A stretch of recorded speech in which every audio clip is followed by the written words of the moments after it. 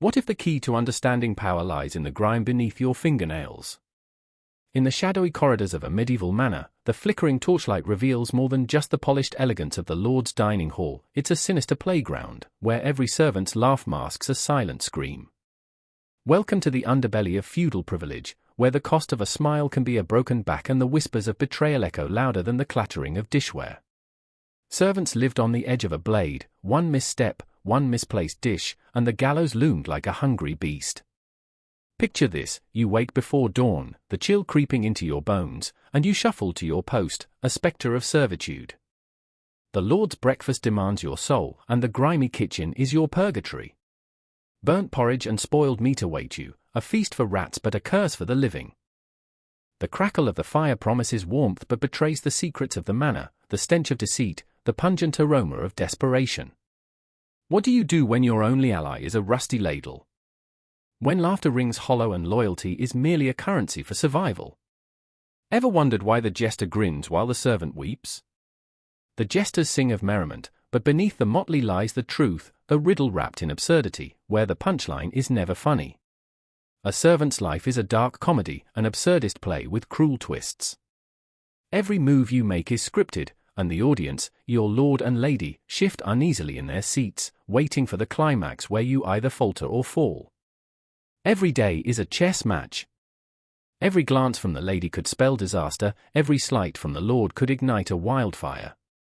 They hoard power, while you scrape the floors with your bare hands, erasing the very evidence of your existence. Do you dare dream of a better life? Or will dreams turn to dust, sucking the air from your lungs like the oppressive stench of the chamber pot? As the sun sets, the manor transforms. Shadows dance like phantoms, and a single candle flickers ominously. Gossip weaves through the halls like poison, and every whispered confession could be your death knell. Rivalries blossom in the dark, plotting the downfall of the unwary. Who is friend? Who is foe? In this deadly Game of Thrones, loyalty is a fickle mistress, and betrayal is always in vogue. The question remains, what price will you pay for survival? Will you turn a blind eye to the atrocities echoing in the banquet hall, or will you risk it all for a fleeting taste of freedom? The manor's walls hold secrets darker than the midnight sky, and the air thickens with the weight of unspoken truths.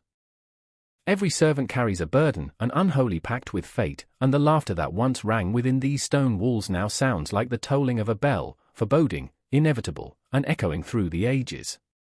Welcome to the life of a servant, where every heartbeat could be your last, and the laughter that fills your ears is but a haunting reminder that freedom is the cruelest jest of all. A pallid moon hung low in the sky, casting eerie shadows that writhed like phantoms through the cobblestone streets of Larkhaven. The air was thick with the scent of damp earth and desperation. I could hear the distant clang of metal against metal, an executioner sharpening his axe, preparing for the grim task ahead. My heart raced, each beat thrumming with a rhythm of fear and anticipation, a drum announcing the arrival of dread. The gallows loomed at the town square, a monstrous silhouette that promised nothing but despair. There, amidst the crowd, stood three figures, their lives intertwined by the invisible threads of the feudal system, a twisted web that ensnared them in roles they never chose. Elara, a peasant girl with a wild mane of unruly hair, clutched her tattered shawl around her shoulders as if it could shield her from the harshness of their reality. Her eyes, deep pools of sorrow, darted between the gallows and her father, a man reduced to a shadow of his former self, trembling under the weight of despair and hopelessness. "Papa, please," she whispered, her voice barely rising above the cacophony. "They can't take you from me." Her words were a fragile promise, but the feudal lords, those ruthless spectres of power, did not care for promises. They controlled everything, and their cruelty seeped into the very marrow of their existence. Elara's heart pounded like a caged bird, desperate for freedom, yet shackled by the reality of her father's fate. Beside her, Lord Garrison, a proud knight cloaked in steel, clenched his jaw, the weight of his own conflict twisting inside him. He had sworn an oath to protect the realm, yet how could he stand by while injustice reigned? His armor was polished to a gleam, a facade that could not hide the turmoil raging within. He was the embodiment of duty and honor, yet he felt the chains of expectation chafe against his spirit. "I can't let him die," he murmured under his breath, his knuckles turning white as he gripped the hilt of his sword. But the reality of the system pressed down on him, a relentless tide that threatened to drown his resolve. Garrison's mind raced back to the last banquet, the laughter echoing like a hollow mockery in his ears, the lords toasting to power while the peasants suffered. He remembered their faces, twisted in hunger, the emptiness in their eyes. I remember, he thought, when I was just a boy, dreaming of glory and honor, not this. In the shadow of the gallows, the air turned thick with despair as another figure emerged, a cloaked stranger, the harbinger of a change long overdue. Darius, a rogue with secrets hidden deeper than the scars on his hands, stepped forward. He had seen the worst of humanity, and it clung to him like a second skin. His eyes, dark and piercing, scanned the crowd, searching for the flicker of hope amidst the despair. Enough, he shouted, his voice cutting through the tension like a blade. Enough of this madness. Your chains are forged from fear. The crowd stirred, a ripple of uncertainty passing through them. Elara felt the spark of rebellion ignite within her chest, but doubt clung to her like a shroud. What could she do against the might of the lords? She glanced at her father, his worn face a map of suffering, and she realized in that moment, this wasn't just about him. This was about all of them. Garrison's heart raced as Darius's words echoed in his mind. He could no longer hide behind his armor, no longer be a pawn in this cruel game. I remember when I thought honor was enough, he whispered to himself, but it's not. His hand released the hilt of his sword, and a wave of freedom washed over him, intoxicating and terrifying. He stepped forward, breaking the barrier between knight and commoner, and met Darius's fierce gaze. What do we do? Together, Darius replied, a fire igniting behind his words. We rise. We fight. Elara felt the tremors of hope begin to unravel the confines of her despair. Her heart swelled, the world felt charged with possibility. Could they really challenge the very foundations of their existence? She took a deep breath, a rush of courage sweeping through her. We can't let fear rule us anymore, she declared, her voice stronger now. We deserve more than this. The crowd stirred again, the whispers swelling like a rising tide. A collective heartbeat pulsed in the air, and for the first time, the weight of the feudal system felt vulnerable, fragile. The moon hung above them, a witness to their rebellion, casting a silver glow that felt like a blessing upon their heads. But the clock was ticking, time was a cruel mistress. The executioner's axe gleamed ominously, a reminder of the stakes they faced. Every breath felt heavier, every heartbeat a countdown. Elara's memory flickered with visions of her childhood, carefree days running through the fields. I remember, she thought, when the world was innocent. Now, innocence was buried beneath layers of oppression, and they were the ones to unearth it. Garrison felt the weight of his armor, but it no longer felt like a burden. It was a shield, a testament to his choice. No more, he vowed silently, staring into the eyes of the crowd. Hope flickered in their eyes, like stars emerging in the night sky. But as the executioner loomed closer, a shadow fell across Elara's heart. What if we fail? She whispered, her voice tinged with fear. A tendril of doubt slithered through her, but she couldn't allow it to take root. Darius stepped closer, his presence grounding her.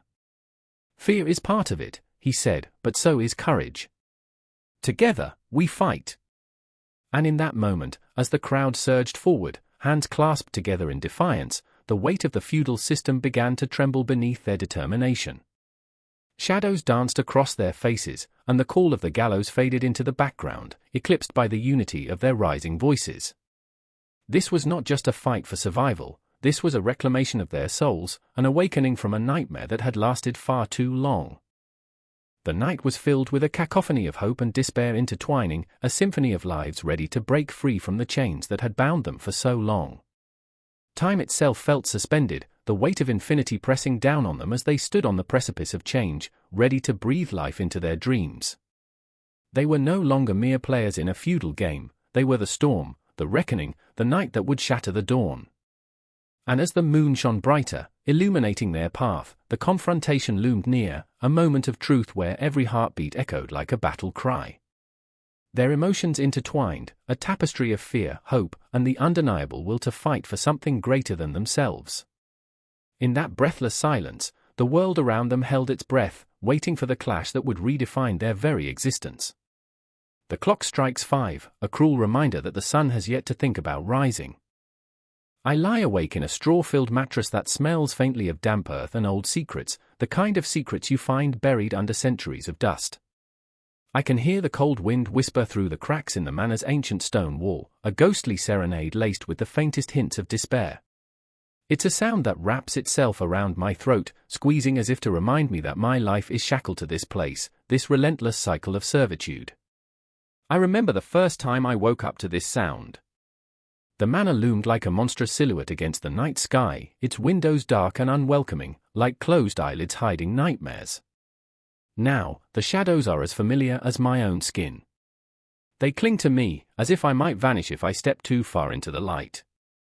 It is a fear I carry like a second heart, beating steadily beneath my ragged tunic. "Wake up, Marin," the sharp voice of Eleanor, the head housekeeper, pierces the early morning silence. It is a voice that cuts, not with the precision of a blade, but with the dull, persistent nagging of obligation. There's no time for dreams, only the demands of the living. I push myself out of the frigid embrace of sleep and into the day, where the air is cold and thick with the scent of impending chores. The hearth in the kitchen has likely been unlit for too long, the embers cold and dead, just like my hope for a better tomorrow. Eleanor's eyes, grey and sharp like winter skies, seem to slice through my very soul. "You're late." It's not a question, it's a sentence. In her world, time is a tyrant, and I am merely a servant, always running behind. I nod, muttering an apology that seems to evaporate into the icy air. Yet, I can't help but feel a flicker of defiance. I remember a time when I was more than this, before I became a mere cog in this ancient wheel of labor. As I scurry to the kitchen, I can hear the soft clink of porcelain, the breakfast plates being set for the lord and lady. I swallow hard, my throat dry as parchment. They are gods in this house, and we, the trembling ants beneath their feet, scurrying to fulfill their whims. I want to scream, to let the silence of the manor absorb my rage, but all I manage is a silent prayer. Please let me survive today. The kitchen is already alive with heat and bustle, the fire crackling as if it has a life of its own, a fierce contrast to the chill outside. I can see Thomas, the cook, his hands expertly kneading dough as if it were flesh. He grumbles under his breath, a low rumble that accompanies the heat rising from the hearth. "Get the eggs, Marin," he barks, and the command stirs something in me, an unwillingness to comply, a need to rebel. I remember the day Thomas tripped over a pot and fell on his face, flour clouding the air like a silent spectre. It was a moment of levity, a fleeting glimpse of humanity in a world that often felt devoid of it. Yet here we are, stripped of joy, each task an echo of our desperation. Eggs. The fragile orbs represent the delicate balance of our existence. I gather them, feeling each one's weight, wondering how something so light could carry so much importance. I stumble back into the kitchen, and as I reach for the pan, it clatters to the floor, a dissonant note in the symphony of morning chaos. Cracks run through my composure, panic surging like hot blood. "I'm sorry," I exclaim, heart racing, words spilling from my lips like water from a broken dam. "Get it together." Eleanor snaps, and I flinch, her words like icy daggers. I nod again, a puppet on invisible strings. I retrieve the shards, each piece a reminder of my failures, my flaws, the heavy weight of expectation pressing down on my spine. I can feel the eyes of the other servants on me, wide with judgment, thinly veiled disdain. Among them is Alaric, a young lad whose spirit glimmers like the dawn sun. His laughter is a rare spark in this drab world, and yet it carries an undercurrent of sadness, a longing for a life beyond these walls. I catch his eye as I sweep the shards, and for a brief moment, we share an unspoken understanding. We are both trapped, both yearning for freedom, both haunted by our roles in this unforgiving play. "Just keep moving, Marin." "Keep your head down," he murmurs, his voice a gentle balm to my frayed nerves. I nod, but the heaviness settles like a stone in my chest. The day stretches before me, a long, winding road of labor and monotony, each task more grueling than the last. Scrubbing floors until my hands bleed, hauling water from the well until my back screams, delivering messages to the Lord's guests who float through the manor like drifting clouds, unburdened and free.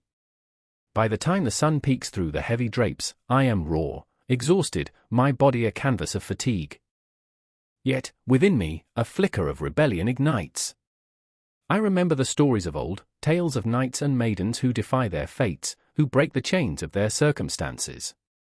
A laugh escapes my lips, a bitter sound that surprises even me. I return to the great hall, where the Lord sits, regal yet cold, an iron heart encased in velvet. His gaze sweeps across the room, calculating, assessing. I shudder under the weight of his scrutiny, but in that moment, something cracks.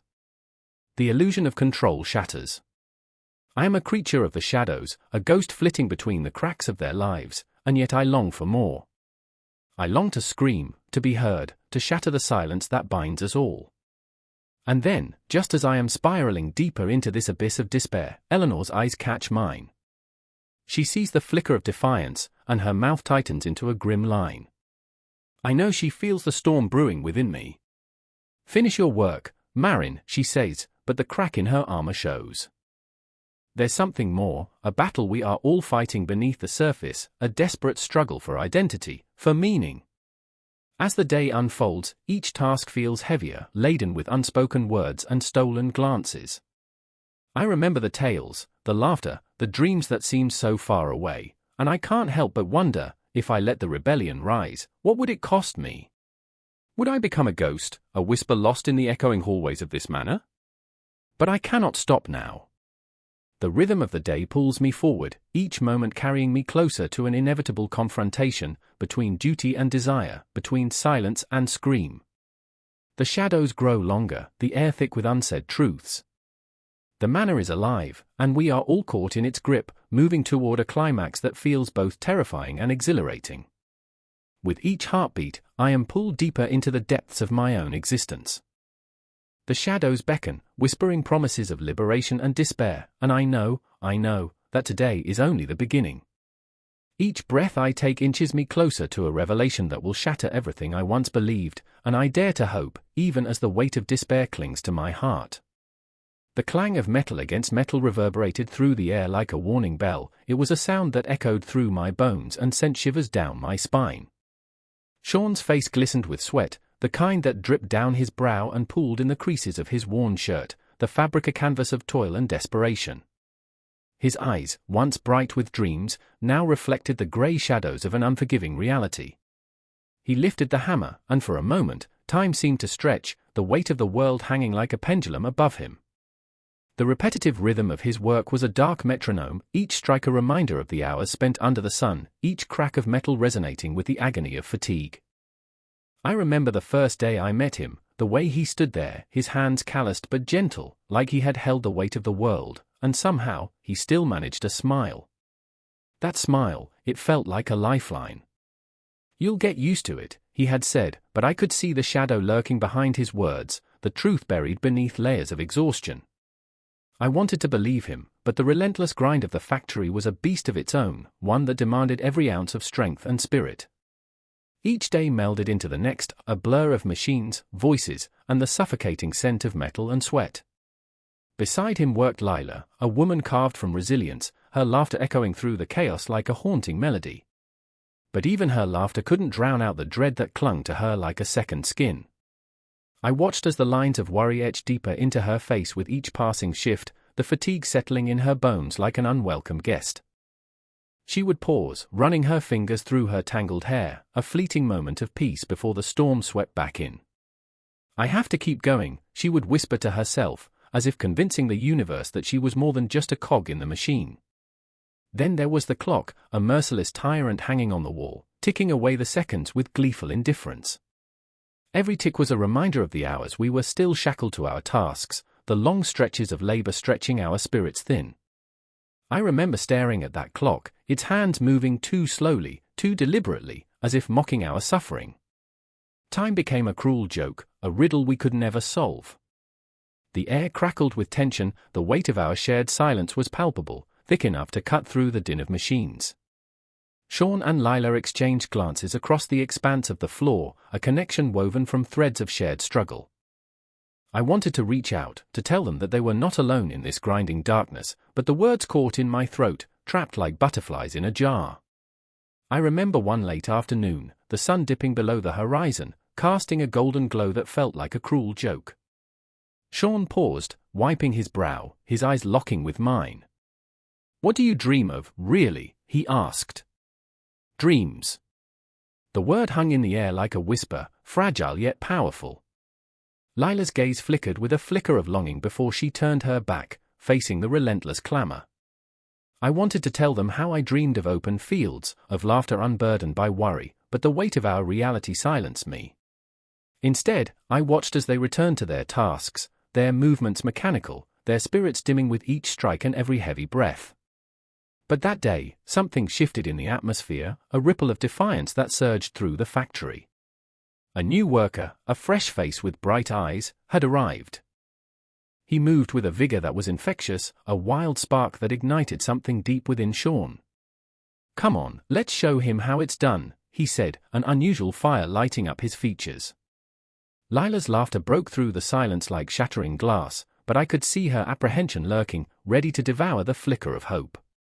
They worked together, a trio of sweat and grit, and for a moment, the factory transformed. Laughter mingled with the clank of metal, a symphony of life amid the chaos. I could taste the joy in the air, sweet and intoxicating, but it was fragile, like a soap bubble dancing on the wind. As the clock inched toward the end of the shift, I felt the tension build, a storm on the horizon. And then it happened. A shout pierced the air, a scream that shattered the fragile illusion we had created. The new worker had miscalculated, a slip of the hand, and the clang of metal was suddenly replaced by the anguished cries of pain. Time froze, the world narrowing down to that single moment. The horror etched in Sean's eyes was a mirror of my own terror. We rushed toward him, our hearts pounding in our chests like a war drum. In those split seconds, every sorrow we carried, every moment of despair intertwined with the urgency of the moment. I remember looking at Sean, at Lila, their faces taut with fear and determination. We were not just laborious, we were a family forged in the fires of hardship, and in that moment of crisis, we clung to each other as we faced the oncoming storm. And as the sirens wailed, echoing through the metal confines of our reality, I felt the weight of the labor pressing down on us, a visceral reminder of our struggle, our fight against a world that sought to break us. The harsh realities of labor had not only etched themselves into our bodies but had carved deep into our souls, binding us together in an unspoken pact. The clock continued to tick, the hands relentless, and somewhere deep within, I realized that the labor we endured was not merely a burden, but a testament to our resilience, a haunting melody playing on repeat, echoing through the corridors of our lives. The air hung thick, a palpable silence broken only by the rhythmic drip of water from an unseen crack in the ceiling. It was the sound of despair, a heartbeat echoing through cramped quarters. I could smell it before I saw it, rotting food, sweat, fear. My throat tightened, and for a moment, I stood paralyzed, a solitary witness to the suffocating gloom that clung to the walls like a long-forgotten ghost. A scuttling noise caught my attention, a rat darting across the floor, its beady eyes momentarily locking with mine, as if sharing a secret. This place was alive, teeming with the pulse of suffering. The walls, stained with the memories of countless souls, seemed to whisper stories of broken dreams and lost hope. I remember, I can still feel, the chill of that moment, the unknowable weight of existence pressing down upon me. In the corner, a shattered mirror hung, reflecting fragments of 3 lives intertwined in a tapestry of struggle. There was Elise, clutching a threadbare blanket to her chest, her eyes wide and haunted, searching for something, someone, to anchor her. She was like a bird, wings clipped, trapped within these 4 walls, her laughter stolen by the relentless grind of each day. I remember how she used to hum softly, her voice a delicate thread weaving through the heaviness, but now it felt like a distant memory, lost in the fog of despair. Then there was Thomas, a stout man with a heart as heavy as his frame, sitting cross-legged on the filthy floor, his hands trembling. He was the keeper of dreams, his own buried beneath layers of grime and disillusionment. A smile could flicker across his face like a candle's flame, yet shadows lurked behind his eyes. The burden of his unfulfilled promises weighed him down, a chain forged from the remnants of unwashed hopes. I could see him there, head bowed, whispering silent apologies to ghosts that flitted in and out of his mind. "Do you remember when we dreamed, Elise?" he would ask, though no one would answer. The question hung in the air, heavy like smoke, as the walls absorbed every ounce of despair. "When we thought we could escape this hell." I remember his voice cracking, breaking against the weight of reality, and I felt it too, the flicker of hope dying, the flame extinguished in this suffocating darkness. It was a cycle, an endless loop of desperation. I stood beside them, trapped in my own skin, the scent of decay making everything feel surreal. The floor was sticky with spilled secrets and unfulfilled desires, and I imagined the dust dancing like specters in the faint light filtering through the shuttered window. Each breath felt like a battle, every heartbeat reminded me of what lay beyond these walls, a world I could only touch in dreams. Dreams of fresh air, of laughter that didn't choke on the weight of despair. But in that moment, amongst the filth and anguish, I felt a tremor of something else, a defiant spark, flickering in the shadows. It was the urge to fight, to claw against the suffocating grip of despair. "We can escape, can't we?" I found myself whispering, the audacity of hope hanging delicately in the air. Elise's eyes flickered toward me, confusion and longing warring within her. "Escape," she echoed, her voice barely above a whisper. "Where would we go?" "Anywhere but here," I replied, the words tumbling out like a desperate plea. "We can find a way. We can make a plan, something better than this." Thomas looked up, a shadow of a smile playing on his lips, a fragile, flickering light. We could try." His voice was thick with emotion, the weight of his dreams rising momentarily above the squalor that enveloped us. But how? In that question lay the abyss, the haunting reminder of our reality. The odds were stacked against us, the world outside a cruel spectre that taunted us from behind rusted grates and crumbling walls. The thought made my heart race, a visceral knot of fear and exhilaration tightening in my chest. I remember the taste of adrenaline, sharp and electric, igniting my senses. We were alive, still breathing in this wretched prison, and that alone was both a curse and a blessing. The hours dragged on like molasses, slow and thick. Shadows lengthened, stretching across the grimy floor. I caught glimpses of the outside world through the cracks in our prison, children playing in the dirt, their laughter piercing the heavy silence, a cruel reminder of innocence lost.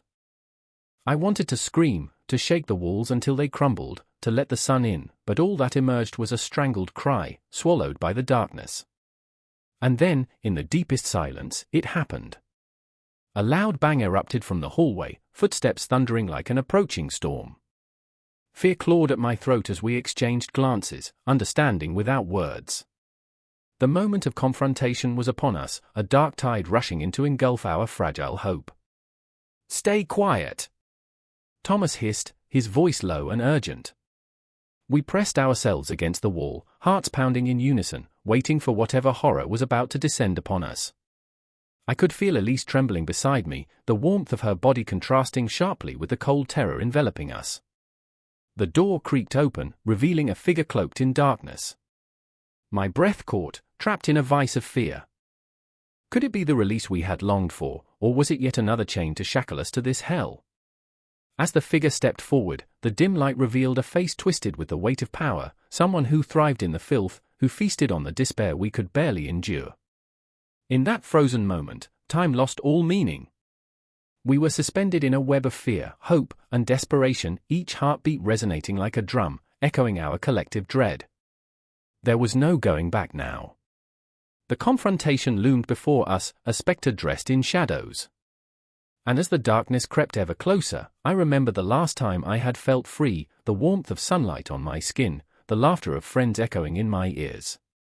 But here, in this suffocating hell, those memories felt like distant stars too far to reach, leaving nothing but a void within me, a void that was about to be filled with something far more intense, far more raw than I had ever known.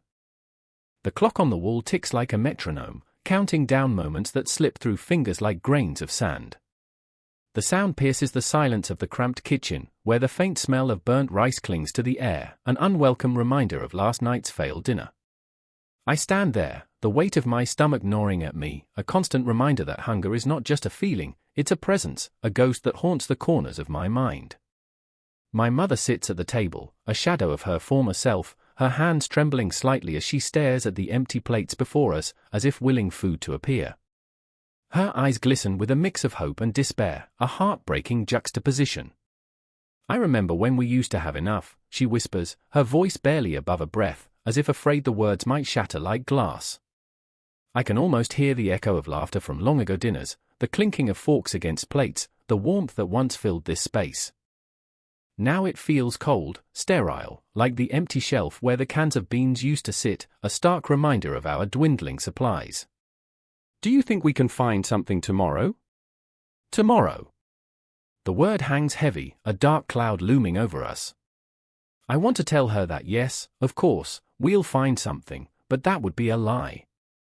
The grocery store shelves are bare, the local food pantry has long since run dry, and the charity meals we once relied on have all but disappeared. My heart aches as I watch her, my mother, the woman who once made magic out of nothing, now reduced to counting pennies and hoping for miracles. Then there's Tommy, my younger brother, whose laughter used to light up the room.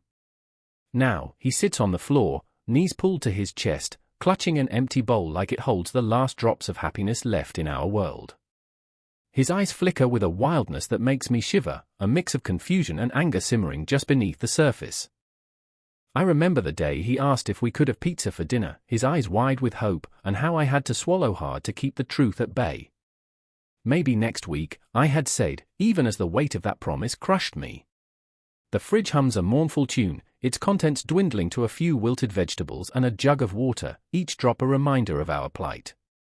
I remember the days when we would fill it with laughter and food, the fridge a treasure chest of possibility. Now it feels like a tomb, hiding nothing but memories. I glance at the calendar on the wall, the days marked off like a prison sentence, and I feel the chains tightening around my heart. Do you think the neighbors have any food? Tommy's voice cuts through the thick air, a plea wrapped in innocence.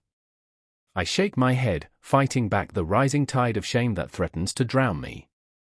I remember the whispers of other families, their doors closed tight, the unspoken agreement that hunger is a sin we must bear alone. In this dance of despair, I see my mother's shoulders sag, the weight of our reality pressing down like a heavy cloak. Her fingers trace the outline of an old wedding ring, once a symbol of love and partnership, now a relic of better days. We just have to make it through the week, she whispers, as if repeating it could conjure a miracle. But the week feels endless, stretching out like a dark road with no end in sight. I close my eyes and let the memories wash over me, the smell of freshly baked bread, the warmth of homemade soup on a winter's night, the feeling of safety that came with a full pantry. I remember the joy of sharing meals, where food was not just sustenance but a celebration of life, a tapestry woven with laughter and love. Now, each meal is a grim reminder of what we've lost, a bitter pill to swallow. Can we go to the park tomorrow? Tommy asks, his voice small, fragile like a bird song in a storm. I want to say yes, to take him somewhere where the sun shines and laughter still exists, but the reality is like a boulder crushing my hopes. Maybe we'll find something to eat there, he adds, as if believing in the possibility could make it real. Maybe, I say, my throat tight with the weight of unspoken words. The truth is, the park has become a barren wasteland, overgrown and neglected, much like our hopes. I remember the last time we went, nothing but crumbs left from a picnic that had never taken place. As the day drags on, the shadows grow longer, wrapping around us like a suffocating embrace. I can feel the panic rising, a tidal wave of fear crashing against the walls of my mind. What if we can't make it? What if tomorrow doesn't bring answers, only more questions? I remember a time when I could dream of a future, but now those dreams feel like edges of broken glass, sharp and dangerous, ready to cut me open. Just tonight, let's pretend, my mother suddenly says, her voice breaking the weight of silence like a fragile light breaking through clouds. Let's pretend we have a feast. I blink at her, astonished. A feast? I can almost hear the laughter in her eyes, a flicker of life amidst the darkness. We can set the table, and I'll make a soup from whatever we can find. And so we do, gathering the last remnants of our pantry like treasure hunters. A splash of water, some wilted spinach, a few spices I had hidden away for special occasions. As I chop and stir, there's a moment, the air thick with hope and desperation, as if we're weaving our own magic despite the grim reality outside. The kitchen transforms, the shadows dancing on the walls like ghosts of our past, and for a fleeting moment, the laughter returns. But reality is a cruel master, and as the soup simmers, doubt creeps in, dark and insidious. I remember the faces of others who struggle, neighbors who wear their hunger like a badge, weary souls who walk the streets with heads bowed. The city has become a graveyard of dreams, each corner echoing with unspoken fears, each alley holding stories of despair. Tomorrow, I whisper to myself, a silent prayer that clings to my heart like a lifeline. Tomorrow must be better. But deep down, the echo of doubt lingers, a reminder that some battles are fought in the silence between breaths, and the struggle for nourishment is only the beginning of a fight that goes far beyond hunger. The clock ticks on, the shadows grow long, and the night waits, patient and heavy, promising nothing but the struggle of making ends meet. The air hung thick with tension, heavier than the clouds that loomed overhead, pregnant with rain and dread. I watched from the shadows of the barn, heart pounding like a war drum, as the flickering light of torches illuminated the frightened faces of the villagers. Their eyes mirrored my own, wide and filled with a mix of fear and defiance. A figure emerged from the dark, a man clad in fine wool, his arms crossed, a smirk plastered on his face as if he owned the very ground beneath our feet. In that moment, I remembered what it felt like to be stripped of power, of dignity. I remembered, oh, how I remembered, the hollow ache of being a servant in a world that saw me as less than human. Elena stood beside me, her hands clenched into fists, knuckles white with rage. I could feel her fury pulsing, a tangible force that threatened to explode. She was not just a servant but a woman with dreams of freedom, the kind that twisted in her gut at night, dreams that turned into nightmares when the dawn broke. I could see it in her eyes, the glimmer of rebellion ready to ignite. "This is our land too," she whispered, her voice trembling with unspent energy, her breath fogging the chilly air. "They can't just take it away." I wanted to scream, to shout, to make them see the truth that burned inside us. But the truth, what truth? Was it the truth of our existence, bound to the whims of those who held our lives in their hands? Or was it the truth of our resistance, flickering like fireflies in the oppressive darkness? I could sense the weight of the centuries pressing down, shackles of tradition that wrapped around our throats, suffocating our hope. I remember the old stories, the ones passed down by our elders, tales that whispered of serfs who dared to dream, only to find themselves crushed beneath the weight of privilege. I turned my gaze toward the crowd, searching for Thomas, the blacksmith's son, a boy who had more fire in his heart than the forge he worked in. His face was set, determined. He was not merely a servant, he was a spark. A spark that could ignite a revolution, or a slaughter. "If we don't rise now, we'll only sink deeper," he had said, his voice steady, eyes glinting like steel. "It's time to stop being their shadows." I remembered feeling exhilarated by his words, the promise of something greater, a world where serfs could stand tall, heads held high. But fear held us in place, like a ghost tethered to the ruins of its former life. I felt it creeping through the crowd, wrapping around us like an icy hand. It was the fear of punishment, of being dragged through the mud, of losing everything we had, our families, our homes. I remembered the last man who had spoken out, how they'd broken him, body and spirit, beneath the weight of their authority. The echo of his cries haunted the night, a chilling reminder that freedom came with a price. Elena squeezed my hand, jolting me back to the present. "What will we do?" she asked, her voice barely a whisper, the weight of the world resting on her shoulders. I wanted to tell her that I had a plan, that I could see a way out, but my heart sank. What could we do against the lords who held the law like a sword? The legal status of serfs was hopelessly stacked against us, a cruel tapestry woven with threads of oppression.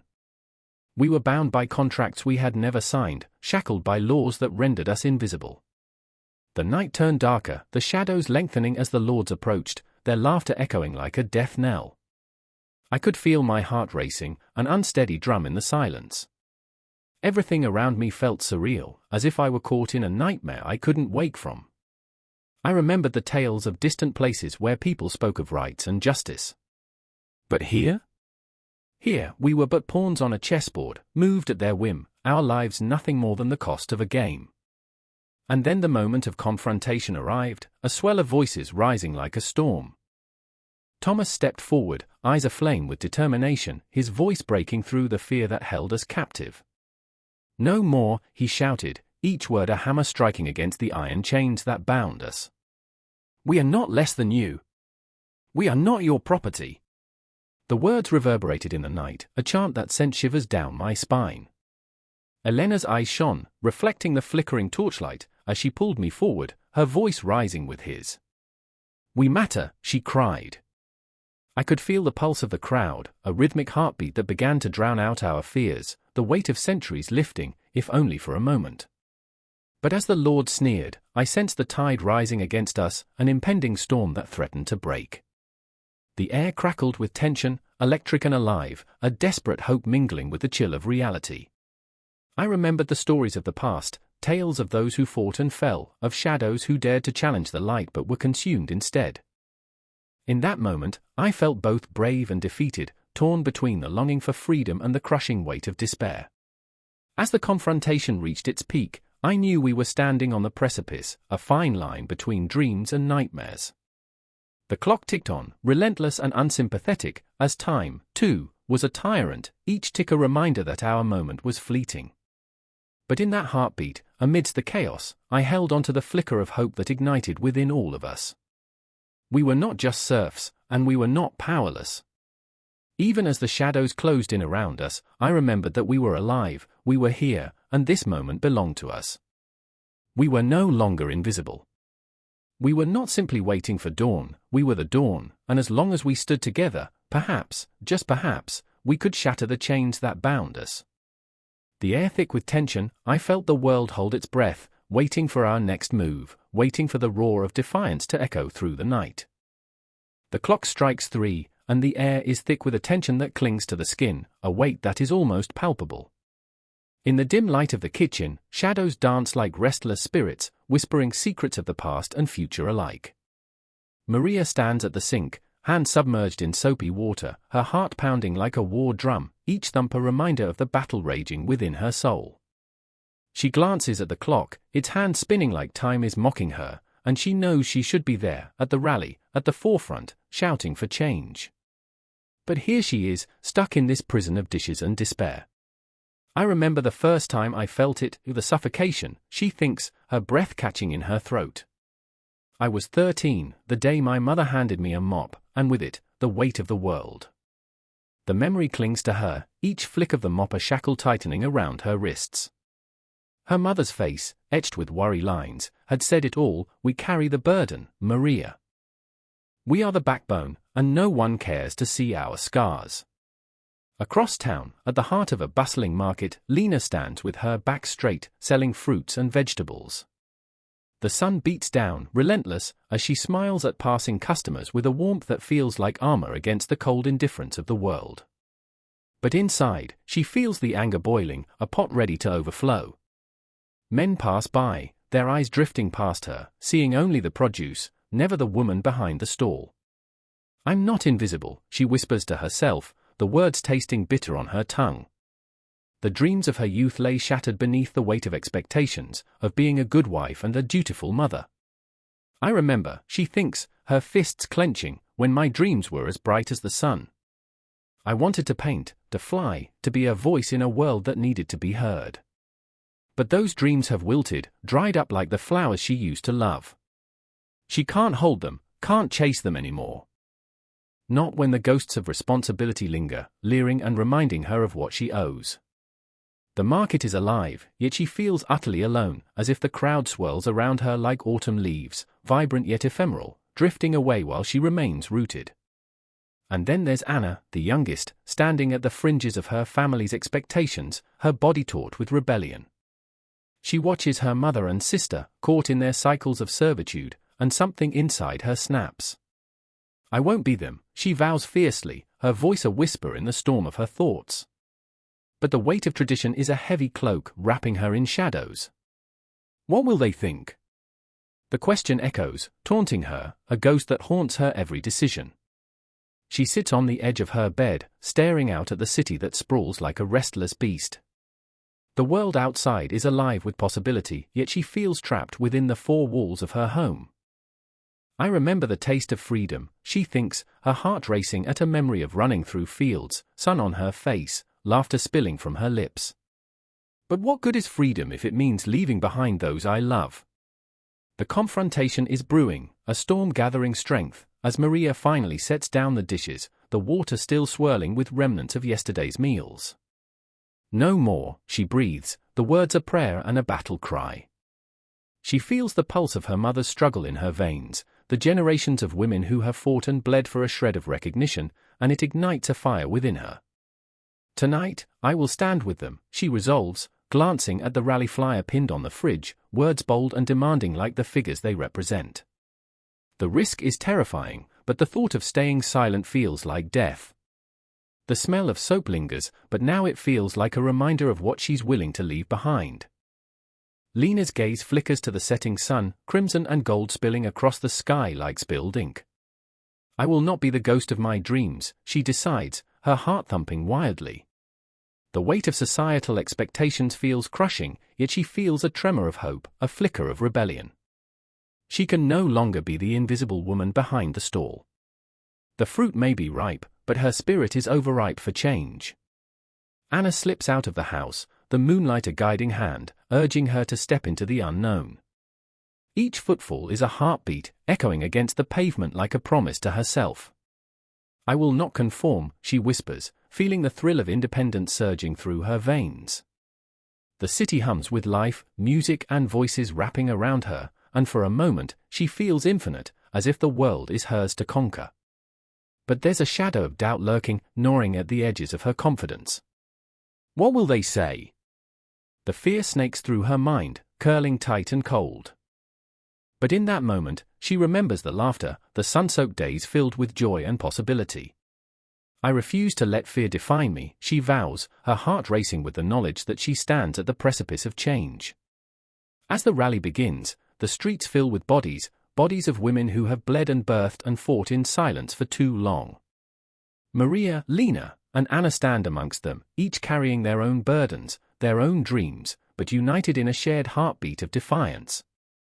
The air crackles with energy, the atmosphere thick with anticipation, and as they lift their voices together, it feels like a resurrection.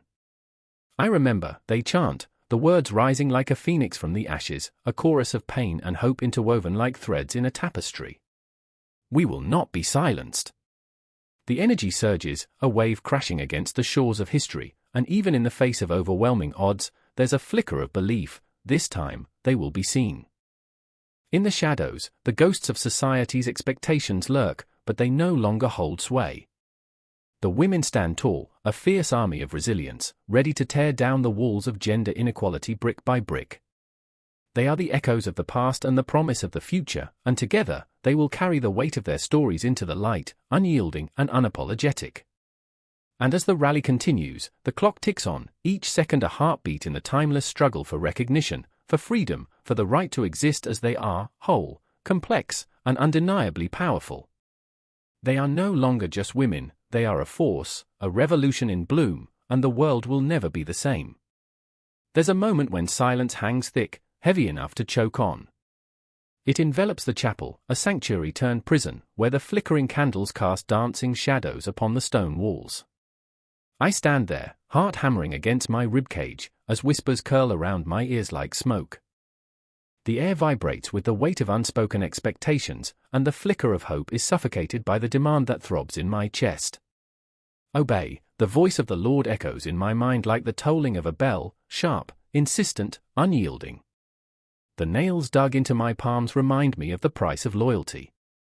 Mere Abel, the sister I never wanted but cannot abandon, kneels at the altar, her eyes shimmering with unshed tears. She is fragile, porcelain in a world of iron, but beneath her delicate facade lies a tempest that could tear the heavens apart. We have to do it, she whispers, her voice a haunting melody. We must. The weight of her words crashes like a wave. I remember our laughter spilling across fields of wildflowers, the reckless abandon of dreams woven into the tapestry of our shared childhood. But now? Now, the air is tainted with dread. The demands of the Lord are not mere suggestions, they are shackles binding us to a fate we never chose. The clock ticks, a metronome counting down to a reckoning neither of us can escape.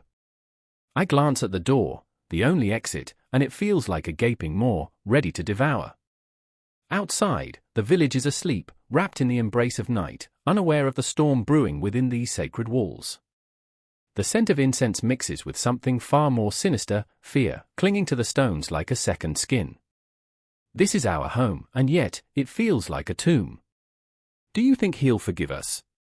Mirabelle's voice trembles like a leaf in the wind, barely above a whisper, but it cuts through me like glass.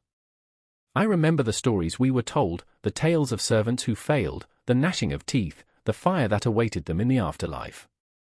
I shake my head, though inside, uncertainty coils tighter around my heart. The Lord's expectations are cruel, they demand more than mere obedience. They ask for blind faith, for loyalty to a being that may very well be a ghost in the shadows. Obey, I whisper to myself, the word tasting bitter on my tongue. I look at Mirabelle, she is fragile yet fierce, a candle flickering against the storm. We must do what is asked of us, or what, she snaps, the fire in her eyes igniting a spark of defiance. We live in fear? Breathe in despair? I refuse to let him decide our worth. Her passion dances like flames, consuming the darkness that threatens to swallow us whole.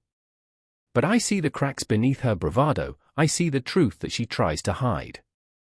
We are both terrified of the consequences, terrified of failing the Lord, the very being who holds our fates in the palm of his ethereal hand. Then, silence again. It wraps around us, a shroud that feels less protective and more suffocating. The shadows shift, and for a moment, I swear I can hear the whisper of long-lost souls, trapped between worlds, trapped by their own obedience. The weight of their expectations bears down upon me, and I feel like I am drowning in a sea of obligation.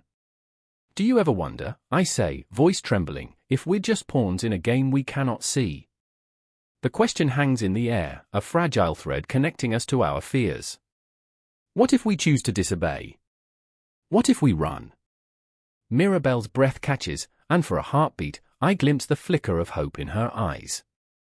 Then we find our own way. We carve our own path.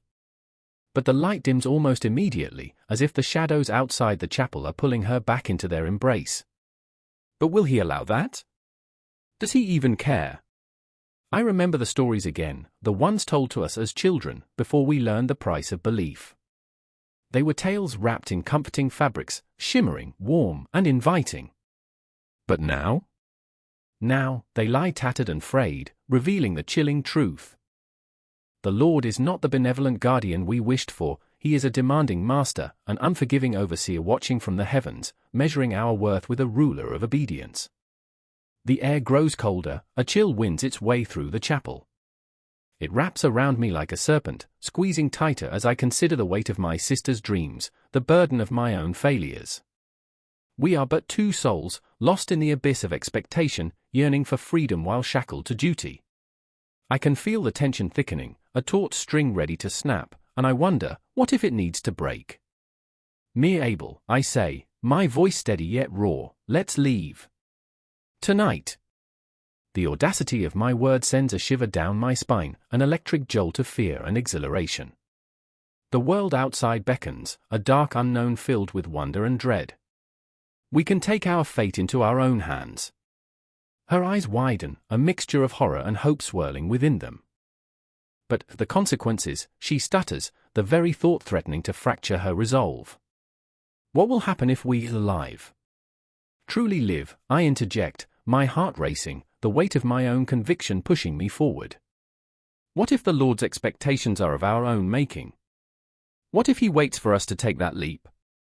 And in that moment, I see it, the flicker of rebellion igniting within her, a flame that threatens to consume the darkness. The walls of the chapel feel less like a prison and more like a catalyst, urging us to confront the haunting specter of obedience. The air crackles with electricity, anticipation thrumming between us like an unplayed chord on a lute. But will we take that leap? The clock ticks on, our breaths mingling with the silence, a countdown to a choice. I feel the heaviness of the Lord's demands pressing down, suffocating and intoxicating. Each heartbeat echoes in my ears as I reach for Mirabelle's hand, soft, trembling, yet alive. And as we stand there, poised on the precipice of rebellion, I know we are no longer just servants. We are something more, something fierce and unyielding, ready to step into the night and redefine what it means to be free. The clock ticked mercilessly, each second a slow, agonizing pendulum swing, echoing through the cold, stone halls of the fortress. Shadows stretched and twisted like the fingers of the damned, creeping closer to the small group huddled in the corner. A single torch sputtered, fighting against the grasping dark. In the flickering light, the faces of the 3 young prisoners were mere masks of fear, reflecting the grim reality of their situation.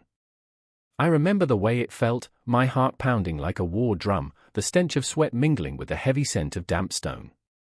Fear clung to us like a wet shroud. We were on the brink, teetering over an abyss that whispered promises of pain.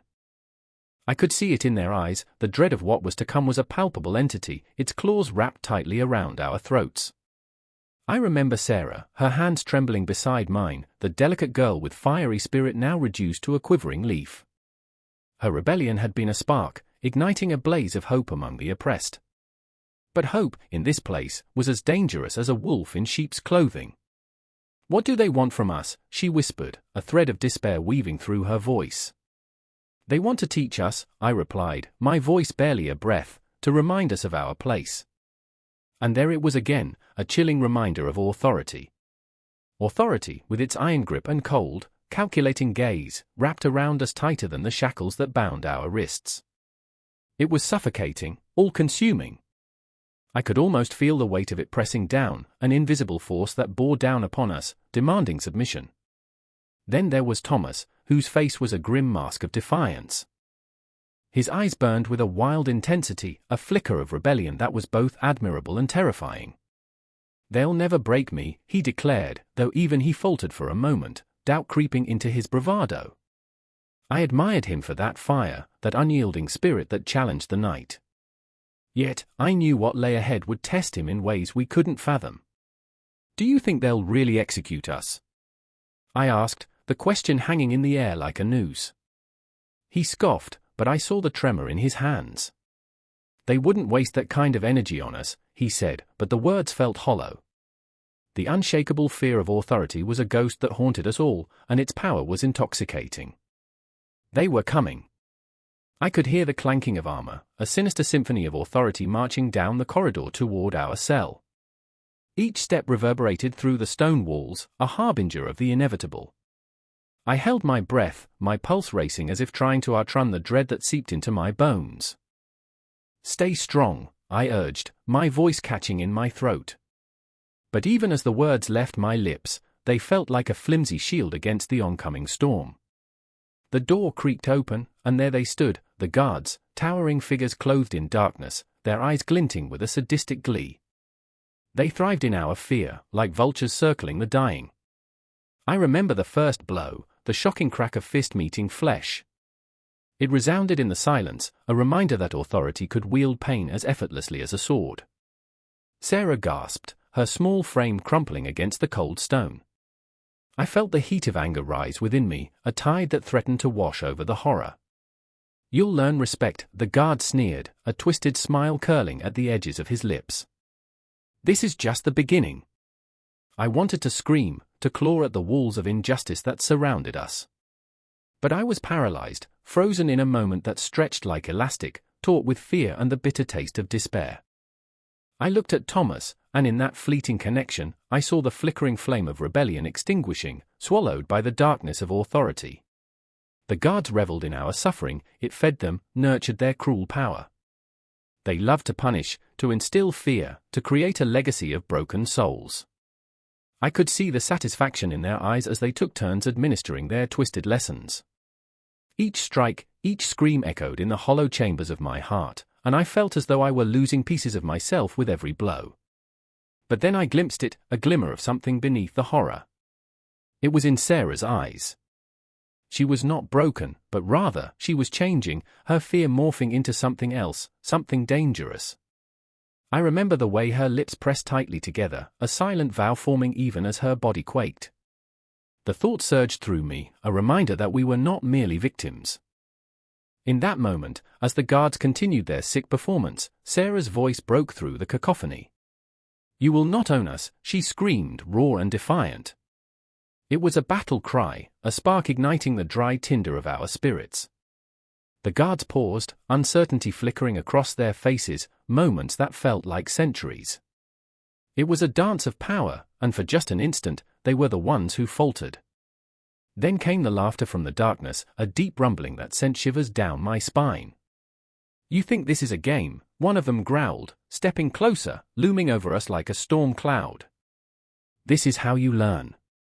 But amid the chaos, I felt a pulse, a collective heartbeat of resistance. We were not just pawns in their game. We were alive, breathing, fighting against the suffocating blanket of fear. I caught Thomas's eye, and it was there, a moment of understanding, of shared resilience. I could feel the energy shifting, like the tide turning. The fear was still there, crouching in the corners of our minds, but it was joined by something else, a fierce determination. And just like that, we stood together, a fragile but unbreakable unit against the looming spectre of authority. As the guards watched, uncertain, a fire ignited in our chests, illuminating the shadows that threatened to consume us. In the dim light of the prison, under the watchful eyes of our captors, we were no longer mere victims. We were alive, raw, and ready to fight against the darkness. We were not just facing punishment, we were confronting the very heart of fear and authority. In that moment, the clock stopped ticking. Time held its breath, allowing us to grasp the weight of our potential. Our combined fears and hopes formed a tapestry of defiance, a bond forged in the depths of despair. With one flickering flame of courage, we stood on the precipice, ready to confront the abyss that sought to swallow us whole, and as we faced it together, the shadows began to tremble. The candle flickered, casting grotesque shadows on the stone walls, and in that moment of silence, you could hear the heartbeat of betrayal, the unmistakable thud that echoed through the night like a war drum. I stood there, my breath hitching in my throat, sweat trickling down my spine, the air thick with the scent of burning wax and dread. It wouldn't be long before they came for me. I could feel it. Across the dimly lit room, Ilara paced like a trapped wolf, her dark hair wild around her face, eyes glinting with fierce determination. She was my ally, or at least she had been, though the fractures in our bond had grown wider with each passing moment. Was it too late to turn back? I remembered the first time we shared laughter under the stars, the way her smile had lit up the corners of my bleak world. But now, that brightness felt like a distant memory, buried beneath the shadows of whispered accusations and half-formed loyalties. "Ilara," I murmured, the name escaping my lips like a spell, hoping to pull her back from the edge of whatever dark precipice she was teetering on. "We can still find a way out of this. We have to trust each other." But trust was a fragile thing, like fine china on the edge of a table, ready to shatter with the slightest nudge. Her gaze shifted, cold as the steel blade she kept hidden beneath her cloak. "You think they will allow us to carry on?" she spat, her voice laced with a bitter edge. "They are watching, always watching. You're a fool to think you can escape unseen." I felt the weight of her words settle over me like a shroud. The servants' council was ruthless. Alliances formed and broke like waves upon a rocky shore, a constant ebb and flow of power, each person fighting for their own survival. I could already feel the icy grip of isolation creeping in, squeezing my lungs tighter with every breath. The silence wrapped around us, thick and suffocating, like a noose tightening with unseen hands. Across the hall, I caught sight of Kale, the third piece in our unsought triangle. He leaned against the wall, arms crossed, a smirk playing on his lips that belied the tension in his posture. He was a tempest in a bottle, unpredictable and wild, and I had once thought he was the perfect counterbalance to Ilara's fiery intensity. But in this game of shadows, who could you really trust? The alliances were thin, fraying at the seams, and the rivalries, good gods, they were like knives drawn under the cover of night. "Kale," I called, my voice barely above a whisper, but he caught it, his smirk faltering for just a heartbeat. "You can't be serious about this. We need to stick together." His laughter echoed, a hollow sound that pierced the silence like a stab. "Stick together," he scoffed, eyes dancing with mischief. "You're dreaming, my friend.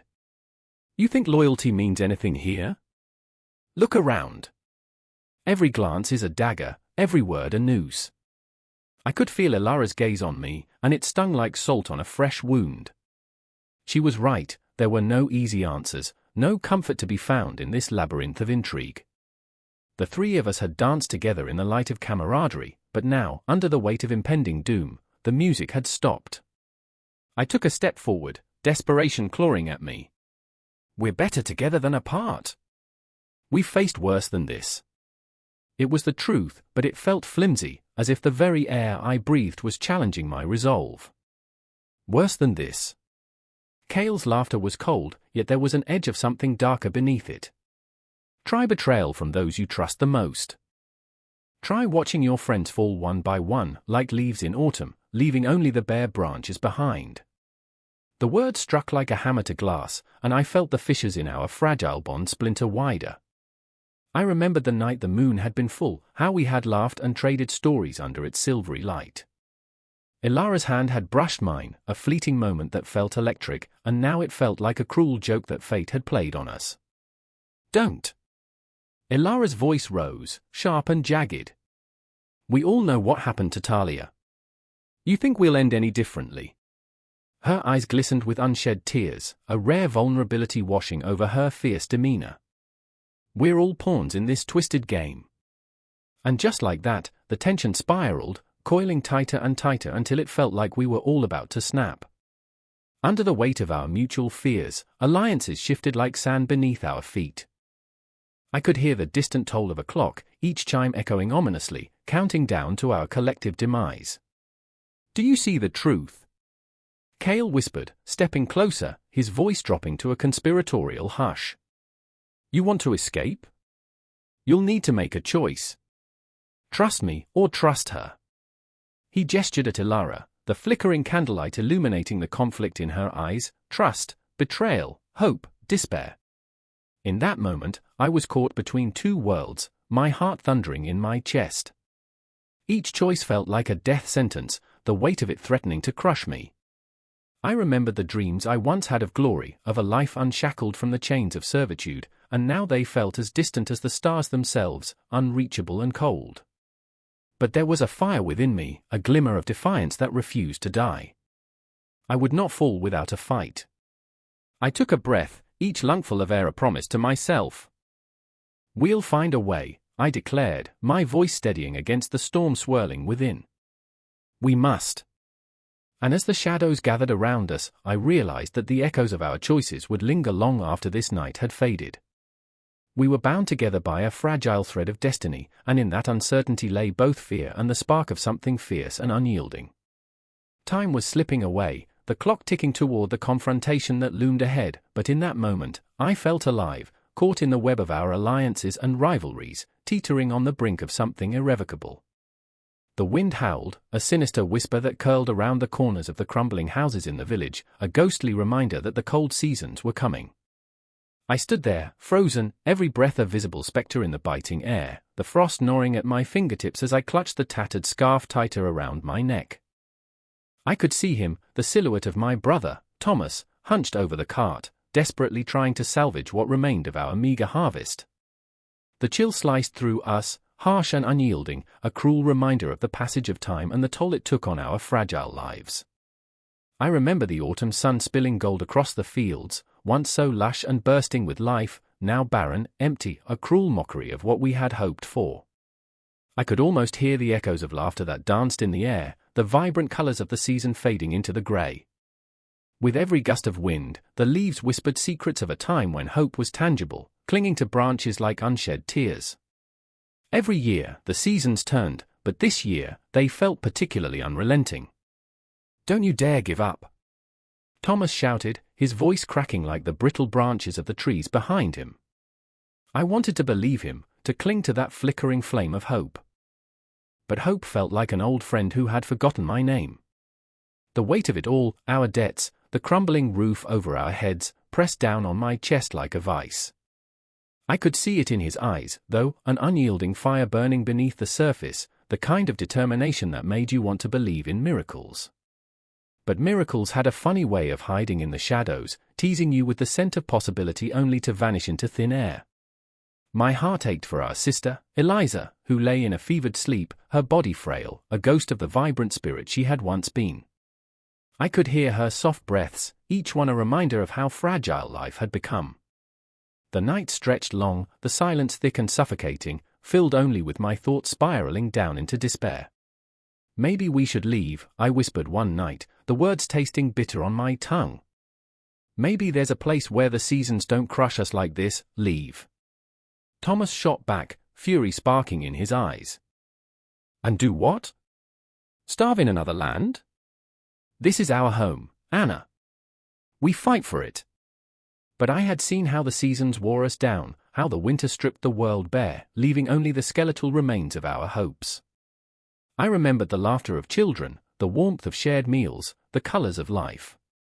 Now, everything felt muted, a monochrome of survival. Time was a cruel trickster, always moving forward while dragging us along with it, a relentless clock counting down, its hands never stopping, never yielding. I often looked out at the horizon, yearning for a glimpse of spring, a promise of renewal, but even the sun seemed to shy away, afraid of the cold grip of winter.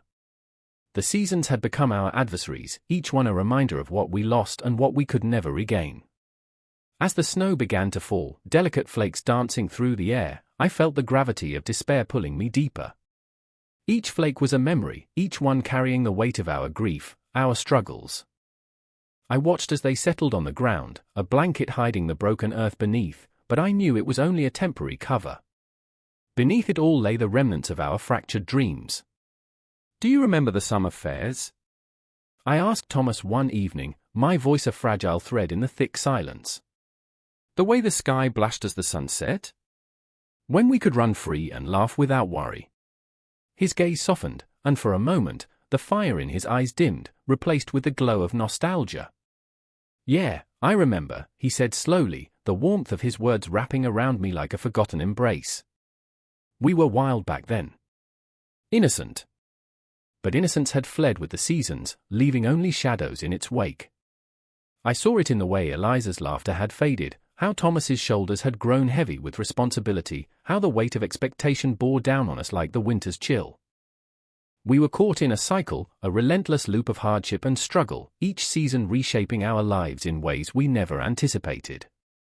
The frost crept in, insidious and silent, and with it came the realization that survival was a bitter dance, one full of missteps and heartache. We had fought so hard against the changing tides, but the seasons were merciless, leaving no room for error, no space for dreams. I felt the ache in my bones, the creeping frostbite of despair gnawing at my resolve. Anna, Thomas's voice broke through my spiraling thoughts, a lifeline thrown into the tempest. We'll figure it out. We always do. But the words felt like a fragile promise, slipping through my fingers like grains of sand. As the first light of dawn broke through the heavy clouds, illuminating the world around us, I realized how stark and beautiful it all was, a bittersweet reminder of both life and death, of hope and hopelessness. The seasons churned on, indifferent to our plight, and in that moment, I understood, every heartbeat was a rebellion against the cold, every breath a testament to our resilience. I looked back at my brother, his face etched with determination, and for the first time in a long while, I felt a flicker of belief. Maybe, just maybe, we could weather this storm together, a fragile trio bound by the seasons, tethered by blood and unbreakable will. As the sun rose higher, casting long shadows across the land, I felt the chill retreat slightly, and I knew the fight wasn't over yet. The neon lights flickered above, casting a sickly hue over the alley where I stood, my heart racing like a caged animal. I could hear the wheezing breaths of Marcus behind me, each inhale a reminder that time was slipping through our fingers like sand. The stench of despair hung thick in the air, mingling with the scent of rain-soaked asphalt. It clawed at my throat, making it hard to breathe as I turned to face him. His eyes were sunken, too dark, hollow points that seemed to absorb the light around him. I'm done, he rasped, each word laced with a desperation that twisted like a knife in my gut. I can't keep pretending everything's okay. I wanted to reach out, to cradle that fragile hope in my hands and shield it from the harsh reality that surrounded us, but even I was losing faith. The world felt like a cruel joke where illness was a jester in a tattered cloak, laughing as it pulled Marcus down into the depths. He often joked about his condition, a gallows humor that danced on the edge of madness. "At least I won't have to pay rent after this," he chuckled one night, but I felt the tremor beneath his bravado, the cracks in his laughter that echoed loudly in the silence between us. His illness was not just a physical wound, it was a thief stealing the very essence of who he once was. And then there was Sarah, her hand shaking as she rummaged through a box of expired medications. "I swear this was good last year," she muttered, almost to herself, as if the universe might magically replenish what had been lost. I watched her, a haunting figure wrapped in shadows of her own suffering, a ghost of her former self. Her eyes flickered with a mixture of hope and despair as she clutched the blister pack like it held the secret to saving Marcus. "Sarah," I whispered, my voice trembling. "What are we doing?" "We're fighting," she replied, her determination wrapping around her like a shield. But I knew it was wearing thin, fraying at the edges. Every time we failed to find what we needed, every time another pharmacy turned us away, the light in her eyes dimmed just a little more. I remember the day the doctor had looked at us with pity, his words heavy with a finality that clawed at my chest. "Without the right care, there's nothing more we can do. You need to find help." But help felt like a ghost, an echo of a promise that had long since faded. "Help," I said, the bitterness of the word tasting like ash in my mouth. "Help is a fairy tale we tell children to make them sleep at night." The truth hung in the air, thick and suffocating. We were stranded in a city that had forgotten us, surrounded by walls that were supposed to protect us but were instead closing in, suffocating.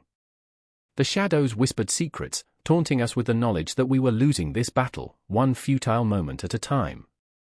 I watched as Sarah's hands trembled, not just from fear, but from the weight of her own worry, the burden of knowing that Marcus was slipping away from us.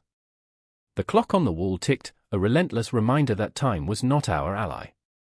Seconds felt like hours, each minute stretching into an eternity. With every tick, my heart sank deeper into the abyss, an echo of Marcus's fading laughter ringing in my ears. "Do you ever think about what happens after?"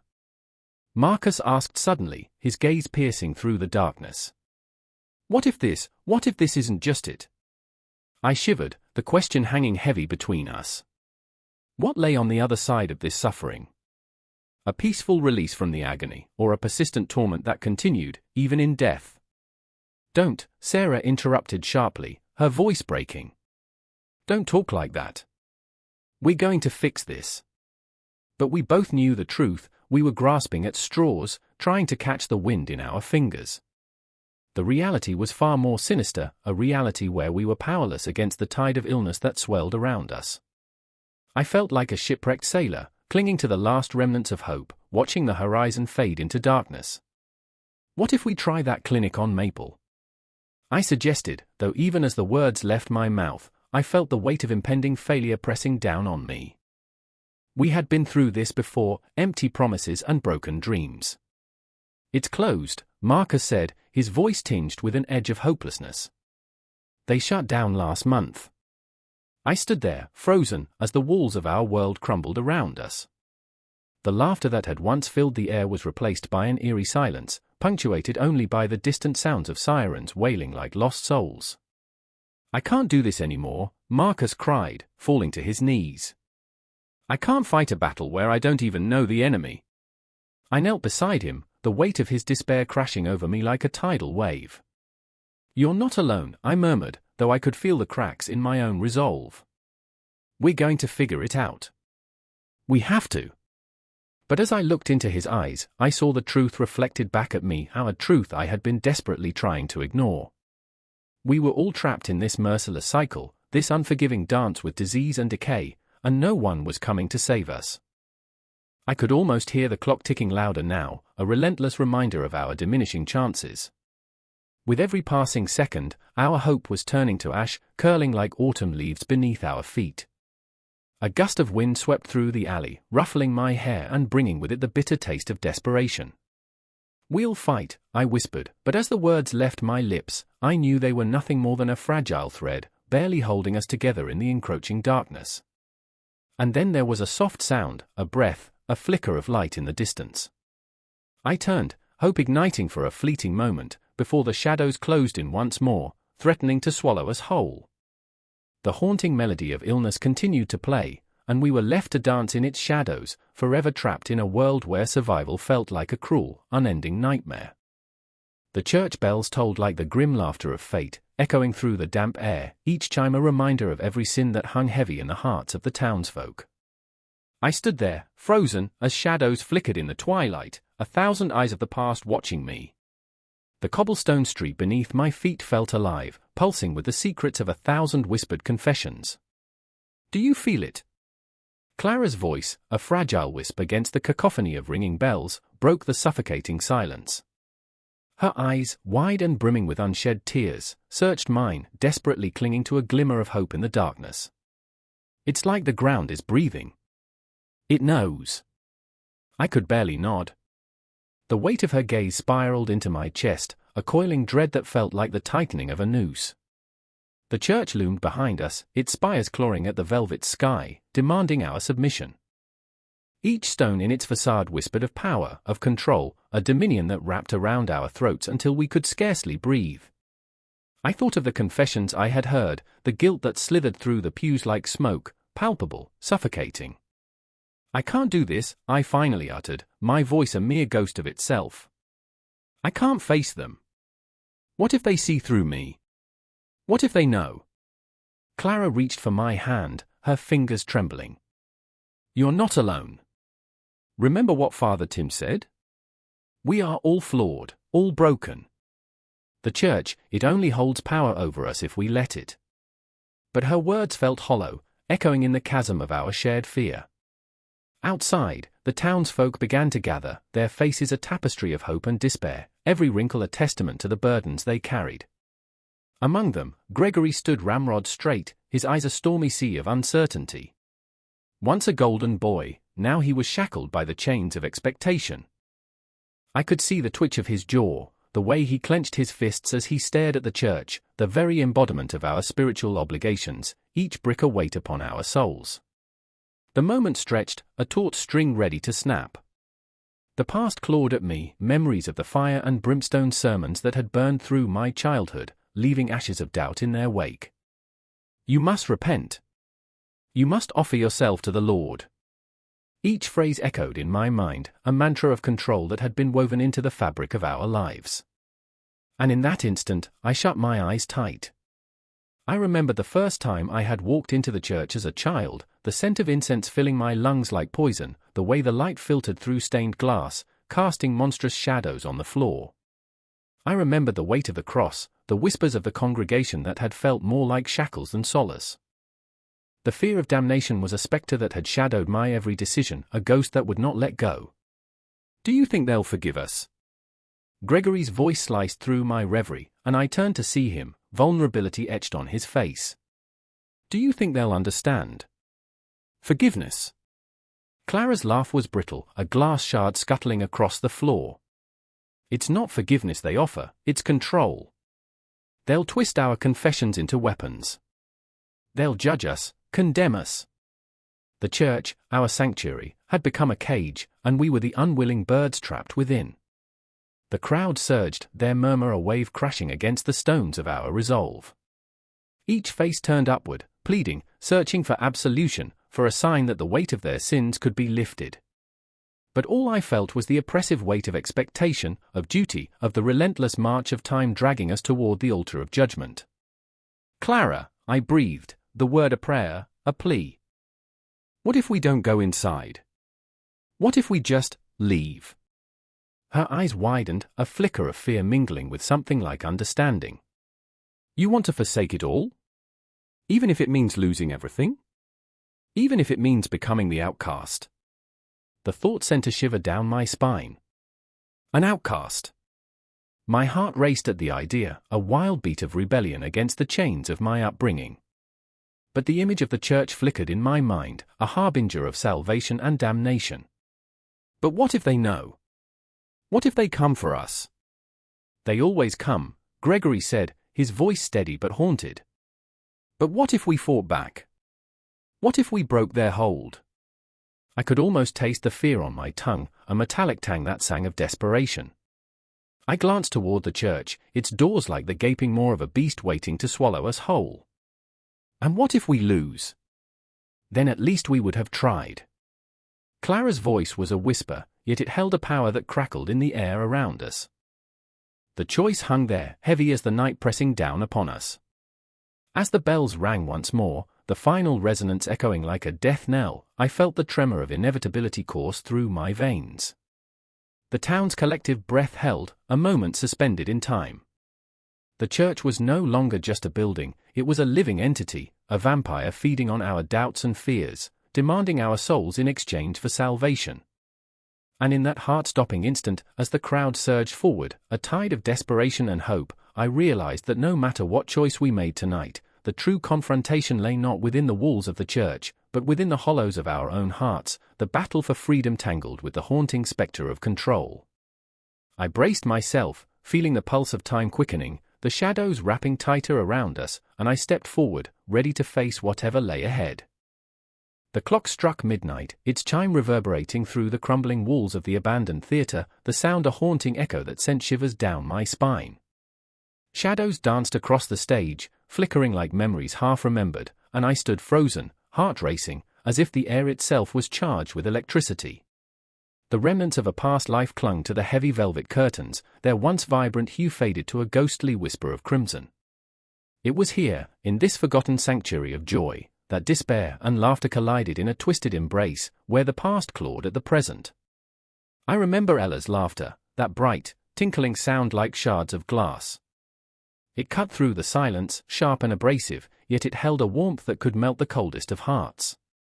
She was not just my sister, she was my compass, my guiding star in a world that oftentimes felt like an endless night. But that night, the laughter was gone, leaving behind an echo that twisted my insides. She had a wild spirit, the kind that dreams of freedom, yet she was trapped within the confines of her own mind, each day fighting a battle that no one else could see.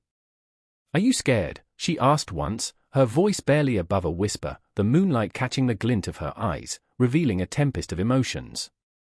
She had just turned 16, a queen in her own right, yet, in that moment, she felt like a lost soul.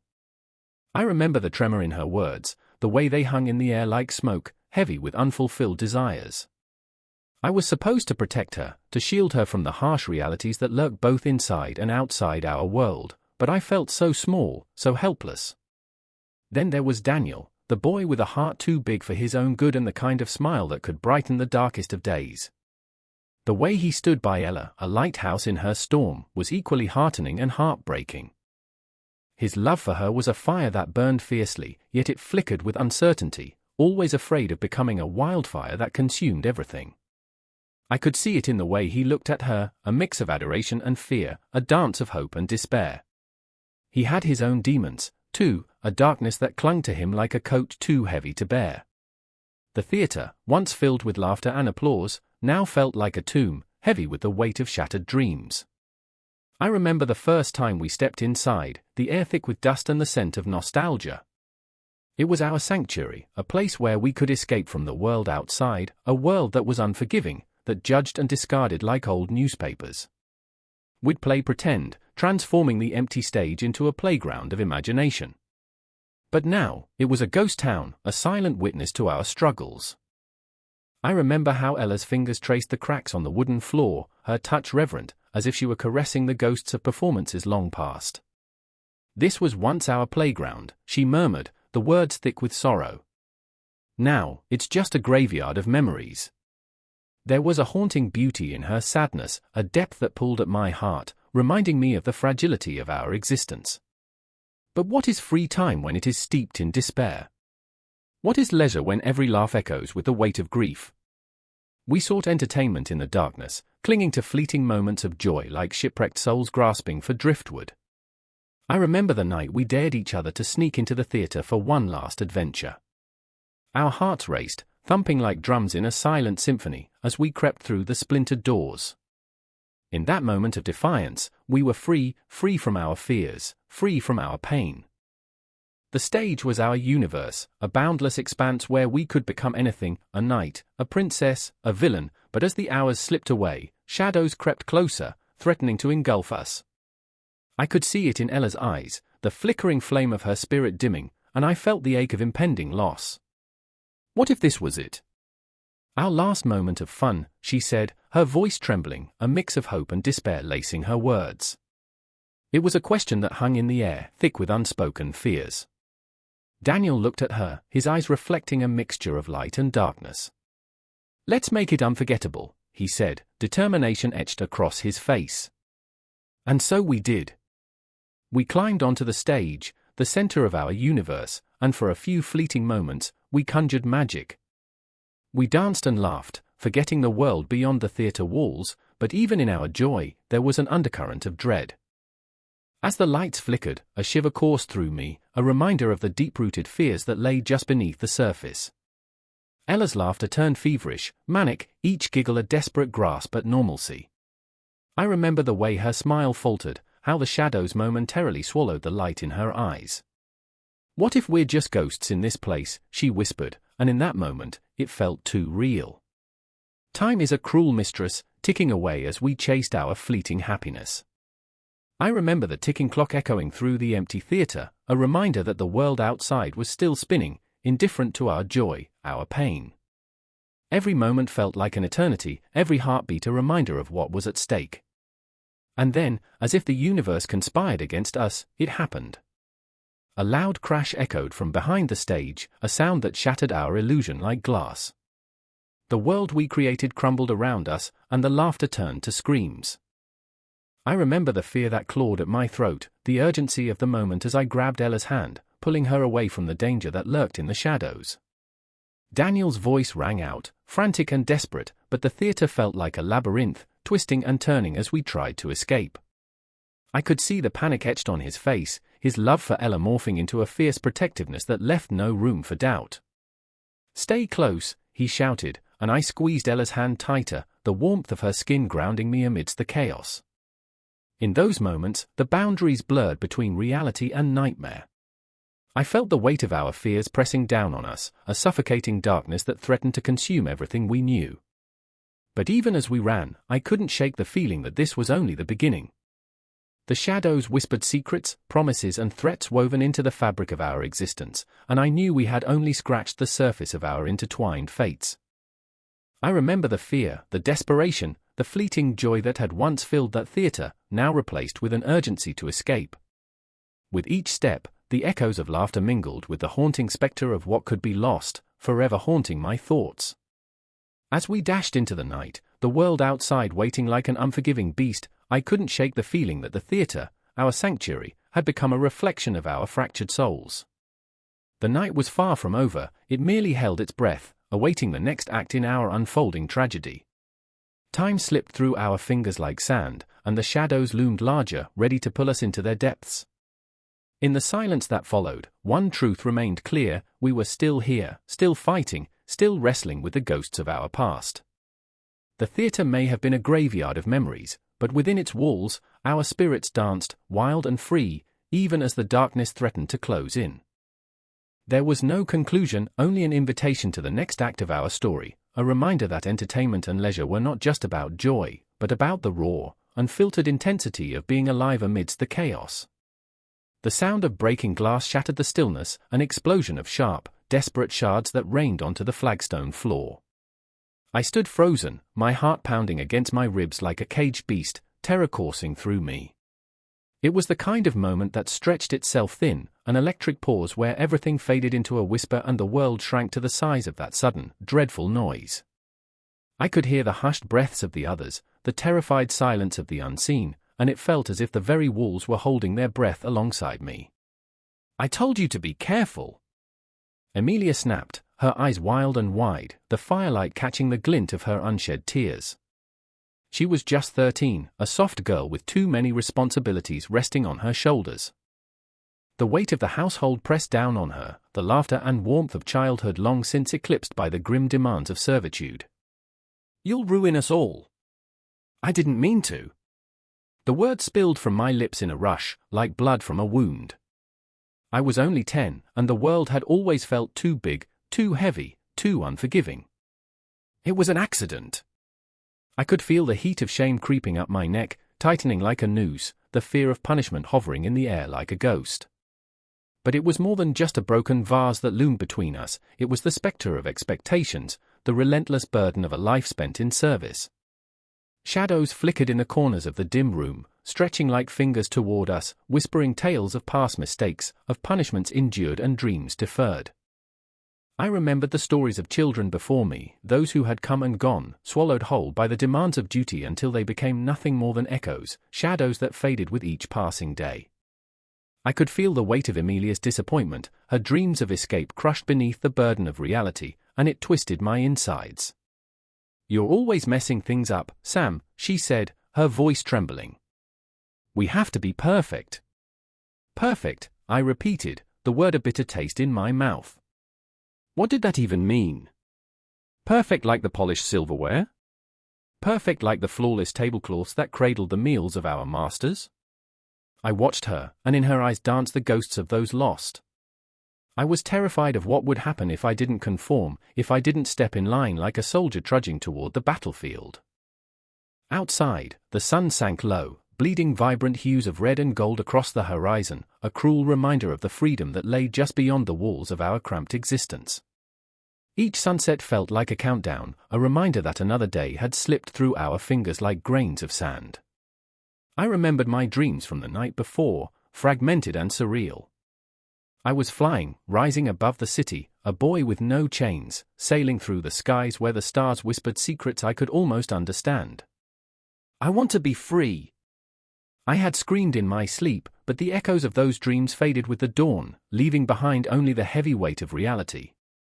"Get it cleaned up." Emilia's voice was sharp, cutting through the haze of my thoughts.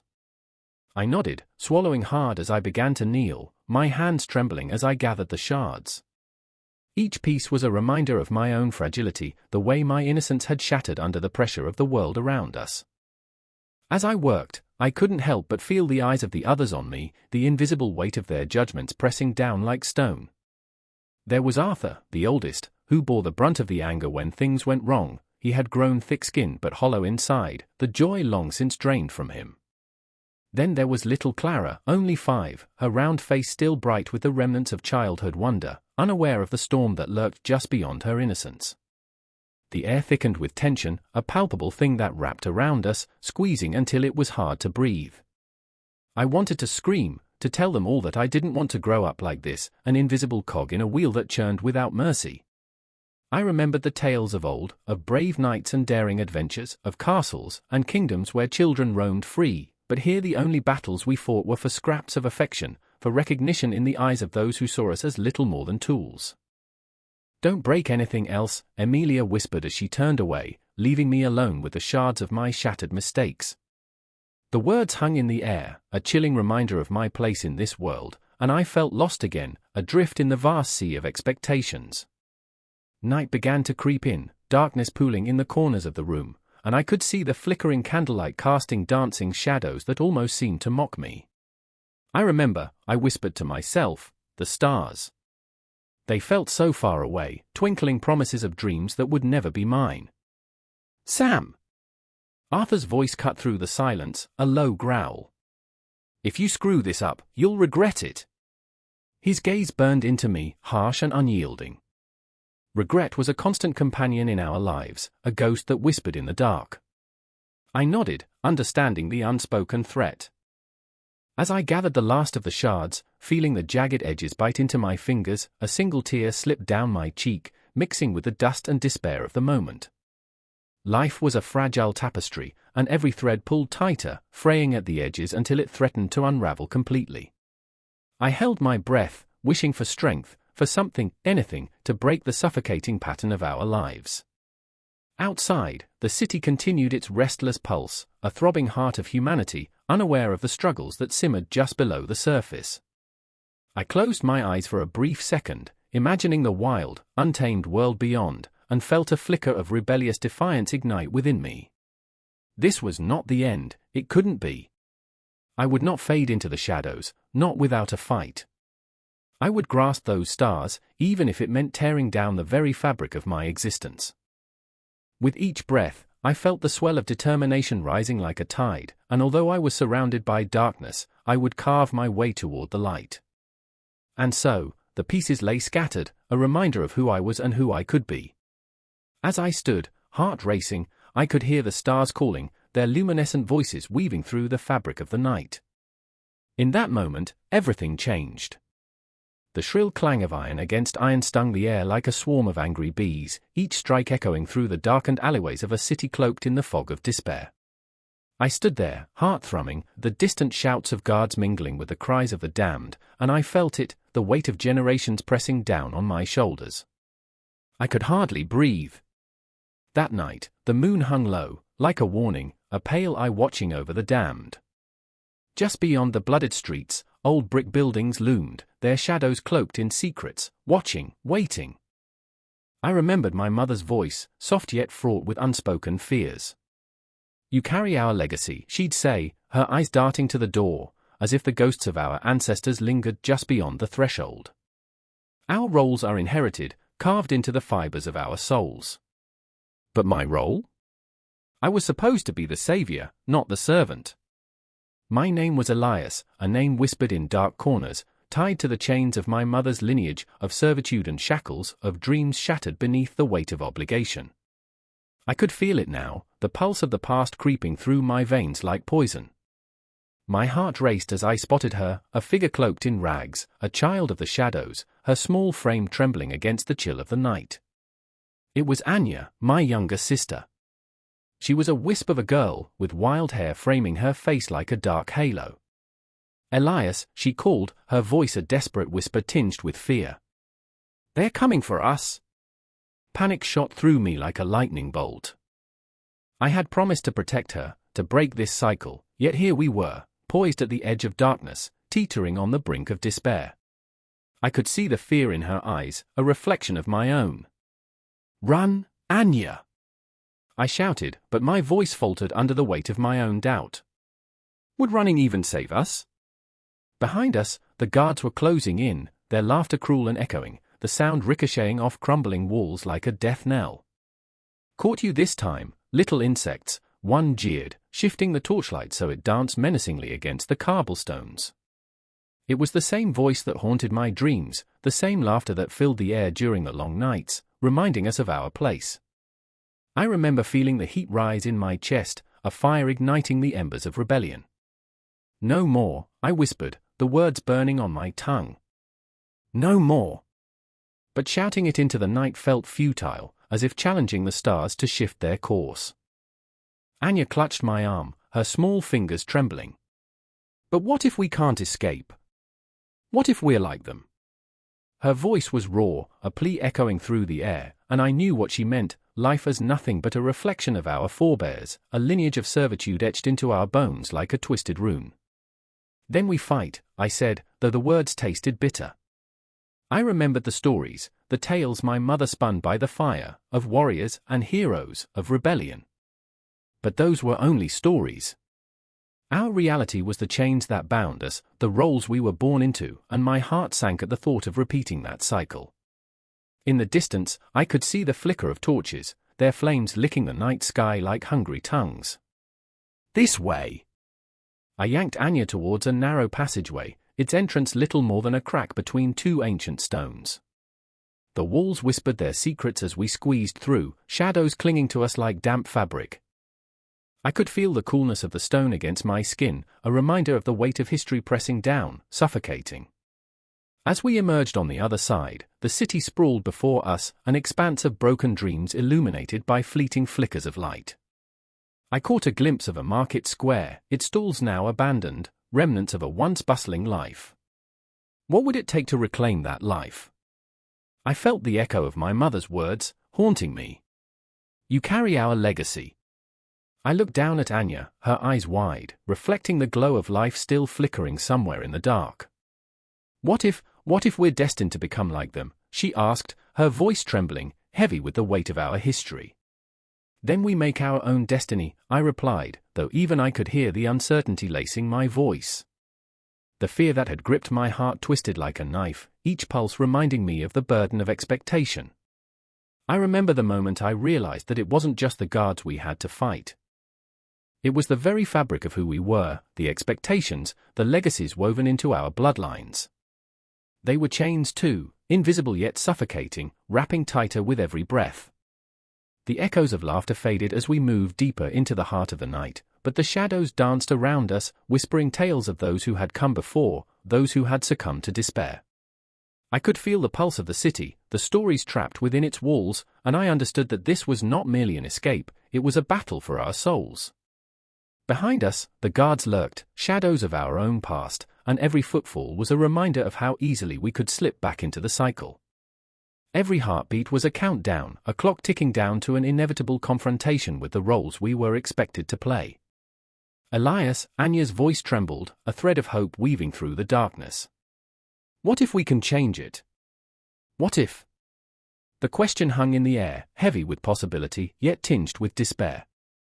The city around us felt alive, a restless spectre, urging us onward. The weight of legacy was suffocating, but as I looked into my sister's eyes, I saw a flicker of defiance glimmering there, a spark that could ignite a revolution or burn us alive. And as the laughter of the guards faded into the night, I understood that this was not an escape, this was the beginning of our fight. The shadows whispered promises of freedom, of breaking the chains that bound us, but only if we dared to face what lay ahead. With each step we took, we were not just running from the darkness, we were racing towards the dawn, a dawn that might finally eclipse the shadows of our inheritance. I felt the terror and the thrill intertwining, a paradox of panic and power, and I knew deep down that the cycle would either be broken or it would consume us whole. Together? Anya asked, her voice steady now, a promise hanging in the air. Together, I affirmed, and as we ran into the unknown, the future felt both terrifying and exhilarating, a vast expanse of possibility waiting beyond the night. The echoes of our ancestors may have haunted us, but we were determined to carve out our own legacy in a world that sought to bind us. And so, we ran, not towards escape, but towards destiny, hearts racing, shadows dancing, the cycle crackling beneath our feet like kindling ready to blaze into flames. The air crackled with an electric tension, shadows stretching long across the dirt road where the manor loomed like a malevolent giant. The sun dipped low, splashing the horizon with fiery oranges and purples, as if the sky itself were bleeding out the last vestiges of light. A scream pierced the silence, sharp and desperate, a sound so primal it could shatter the darkest corners of the soul. I remember that scream, echoing in the hollow of my chest, a haunting reminder of the price of freedom. Eleanor stood, fists clenched, her heart pounding like a war drum. She felt the heat of the fire, the stinging smoke that clawed at her throat, but all she could see was the manor. The place she once called home now seemed like a prison of nightmares, each stone whispering secrets of oppression. They bathed once a year, I often joked, so yeah, romance was earthy. But it wasn't the smell that stung her nose now, it was the scent of betrayal, of blood-soaked earth where her dreams had been buried. Around her, the villagers gathered, hollow-eyed, faces gaunt with starvation and despair, their spirits flickering like dying embers. Each one of them bore the weight of their own burdens, and there was no denying the fear etched in their features. Yet there was something else, something fierce and wild, brewing beneath the surface, a restless yearning that screamed for justice. She could see it in their eyes, the glint of rebellion igniting a spark, daring to challenge the chains that bound them. And then there was Matthias, his brawny frame like an oak in the storm. He clutched a crude makeshift weapon, eyes darting between Eleanor and the gaping maw of the manor. "They can't keep us quiet forever," he growled, his voice low and gravelly, echoing the resolve that throbbed in the air. But doubt gnawed at him like a ravenous beast. He remembered the night they dragged his father away. The laughter of the Lord echoed in his ears, sickening and hollow. How were they supposed to rise against the very mountain that crushed them? Who were they but ants crawling at the feet of giants? Eleanor felt the tremor of his resolve, the fragility of his hope. "Matthias," she whispered, her voice barely above a breath. "We have to do this. For them." She gestured to the crowd, and it was as if she were tossing a match into a barrel of gunpowder. Hearts quickened, eyes widened, and for a moment, she saw in their faces what she had always dreamed, a glimmer of strength, a reflection of her own fearlessness. But fear is a stubborn ghost, lingering in the dark corners of the mind. What if we fail? Matthias's voice cracked, the vulnerability hanging between them like a fragile thread. What if this ends in blood and despair? I remember blood, she said sharply, the word spilling from her like a torrent. I remember despair. But I also remember the taste of freedom. It's bitter, yes, but it's a taste worth fighting for. Each word was a battle cry, a defiance against the crushing weight of the Manor's darkness, a call to arms that resonated in the marrow of their bones. The sun dipped lower as if it too feared the repercussions of their defiance. The shadows lengthened around them, wrapping the villagers in an eerie cocoon. It felt like the moment before a storm, the air thick with tension and uncertainty. Eleanor took a step forward, her heart racing, not just with fear but with the intoxicating thrill of possibility. She could feel the pulse of her ancestors beneath her skin, their struggles echoing through her veins. They, too, had risen against the chains that bound them. As the crowd began to murmur, a rhythm built, a heartbeat shared among them. They were no longer just a collection of weary souls, they were a tempest ready to break free. The chatter turned into shouts, then into a chant, a mantra that echoed against the walls of the manor. We are not slaves. We are not slaves. The words carried on the wind, a fierce proclamation that clawed its way into the very stones of their oppression. In that moment, the manor became a castle of shadows, a fortress of fear that trembled under the weight of their defiance. The Lord himself stood by the window, a twisted smile spreading across his face, unaware that the tide was turning. He thought himself safe behind his barricades, blind to the raging storm brewing just beyond his gates. Eleanor's gaze locked onto Matthias, and in that shared look, they understood the gravity of what lay ahead, the risk, the pain, the potential loss. But there was also something else, an unquenchable fire, a determination that couldn't be extinguished. Are you with me? She whispered, the world around them blurring into an amalgam of shadows and light. Matthias nodded, his resolve hardening, the fear of the past giving way to the promise of a future. Always. And then, they charged. They charged into the night, into the unknown, hearts pounding like war drums, voices raised in a symphony of defiance. They were no longer bound by the shackles of the manor, they were the storm, tearing through the silence, igniting a rebellion that would echo through the ages. The manor loomed like a gaping maw, shadows creeping out, ready to swallow them whole. But they were not afraid. They were alive, breathing fire, and as they surged forward, each step became a testament to their will, a tribute to their shared humanity. In that haunting silence before the dawn, they understood, this was not just a rebellion against a system, it was a rebellion against fear itself. And as the first rays of sunlight pierced the darkness, illuminating their path, they felt the weight of history pressing upon them, urging them forward into the embrace of a new dawn, where they would rise, rise, rise. The air crackled with tension, thick as the storm clouds rolling over the castle grounds, promising rain but delivering only the oppressive weight of unspoken words. In that charged moment, the clash of metal rang out, cutting through the silence of dawn like a knife. I stood on the frayed edge of a world unraveling, watching as the last shreds of feudal loyalty hung in the balance, teetering like a jester on a tightrope strung too high above the abyss. I remember the faces, the narrow eyes of Sir Alaric, his brow furrowed like the fields we'd just planted, and the hidden fire in Ilara's gaze, a flickering candle in a storm. She was the daughter of a lord, yet she wore her lineage like a shackled chain, each link an obligation that pulled her deeper into despair. I could see in her eyes the dreams she hid, an escape from this tyranny of tradition, a life painted in colors beyond the murky browns of the earth. With every clash of swords, my heart raced, the rhythm unsettling yet familiar.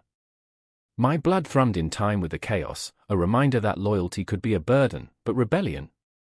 That was a dance. I knew too well the stakes. Alaric was my brother, yet here he stood, his loyalty to the crown, the king, our family dissolving as quickly as the morning mist. I won't let you turn against us, he shouted, anger crackling around him like the charge before a lightning strike. The glint of his sword caught my eye, a beacon of hope and a harbinger of doom, shining with the threat of brother against brother. "Do you think they care, Alaric?" I shouted back, my voice raw, echoing in the stillness that followed the tumult. "They'll drain the land dry, leaving naught but bones and memories." Ilara stepped forward, her presence a tempest of emotion, her voice trembling yet fierce. "And what of us? Are we to remain shadows in our own lives? Your loyalty binds you like a noose. It suffocates you." The silence that followed was a chasm. The storm clouds loomed above, heavy and pregnant with rain, mirroring the weight of our choices. The world around us felt as if it were holding its breath, waiting for a decision that would shatter everything. The grass beneath our feet was sodden with the memories of battles long past, ghosts of those who fought for something more, something real. I glanced at the battlements, the proud stones worn from years of defiance. They whispered of a time when feudal lords ruled with iron fists and the peasantry bowed in submission, yet here we stood on the cusp of change. The air was thick, electric with the pulse of history turning, each heartbeat a reminder of the lives that had been lost, the dreams that had been extinguished. "Do you feel it?" I turned to Ilara, desperation clinging to my tongue like ash. "This is our moment. The world we knew is crumbling, and we have to be the spark, the fire that ignites a new dawn. We cannot cling to the past, not if we want to breathe free." "Free?" Alaric spat the word like venom. "You think freedom comes without cost? You think the king will allow us to simply walk away?" His words stung, but they also illuminated the truth. The weight of our history was a ghost pressing against our hearts, reminding us that the chains of feudalism were not easily broken. Men fought and died for the right to claim their own souls, and here we were, 3 souls entwined in a struggle that felt impossibly small against the grand tapestry of time. I could feel the rain beginning to fall, each drop a relentless reminder of the storm brewing within us. Ilara's eyes glistened like the wet stones of the castle as she took a step closer, her voice trembling yet fierce. "Then let it come. If we must face the wrath of kings, let us face it together. We are not bound to this fate if we choose to challenge it." And there it was, her declaration, a tether to a future unknown yet dizzying in its possibilities. The weight shifted, a crack forming in the facade of feudal loyalty, and as the ground soaked with rain, I felt a small flicker of hope ignite within me. Could we really forge a new path? Could we be the architects of our freedom? The rain fell heavier, a torrent now, each droplet carrying with it the weight of memories, of dreams drowned in despair. Yet we stood firm, defiance coursing through our veins. The battle was more than physical, it was the very essence of our existence, a fight for identity in a world that sought to define us. Sir Alaric glared at us both, his resolve wavering yet fierce. "You think you can just walk away?" "I remember the faces of those who did," I whispered, my heart beating wildly at the thought. "I remember the laughter that echoed when they dared to dream. We can be more than shadows, Alaric. We can carve our own destinies." The rain became a storm, a symphony of chaos and clarity, each drop a note in the melody of revolution. And as we stood upon that precipice, hearts pounding like war drums, we understood that change was not a distant dream, but an urgent reality, waiting to be seized. The past clung to us like a shroud, but with every heartbeat, with every breath, the future loomed larger, brighter, a flickering fire in the vast darkness of tradition. We embraced the uncertainty, the possibility that lay before us, and within that embrace, the world shifted.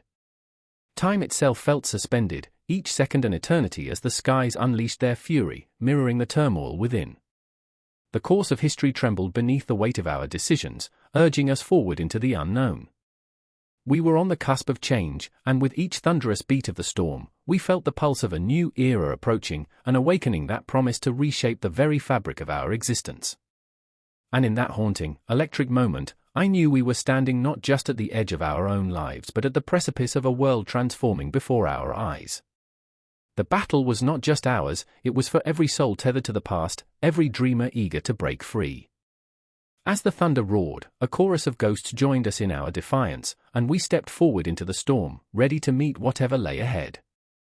The clock struck midnight, its chime reverberating through the empty halls of the mansion like a death knell.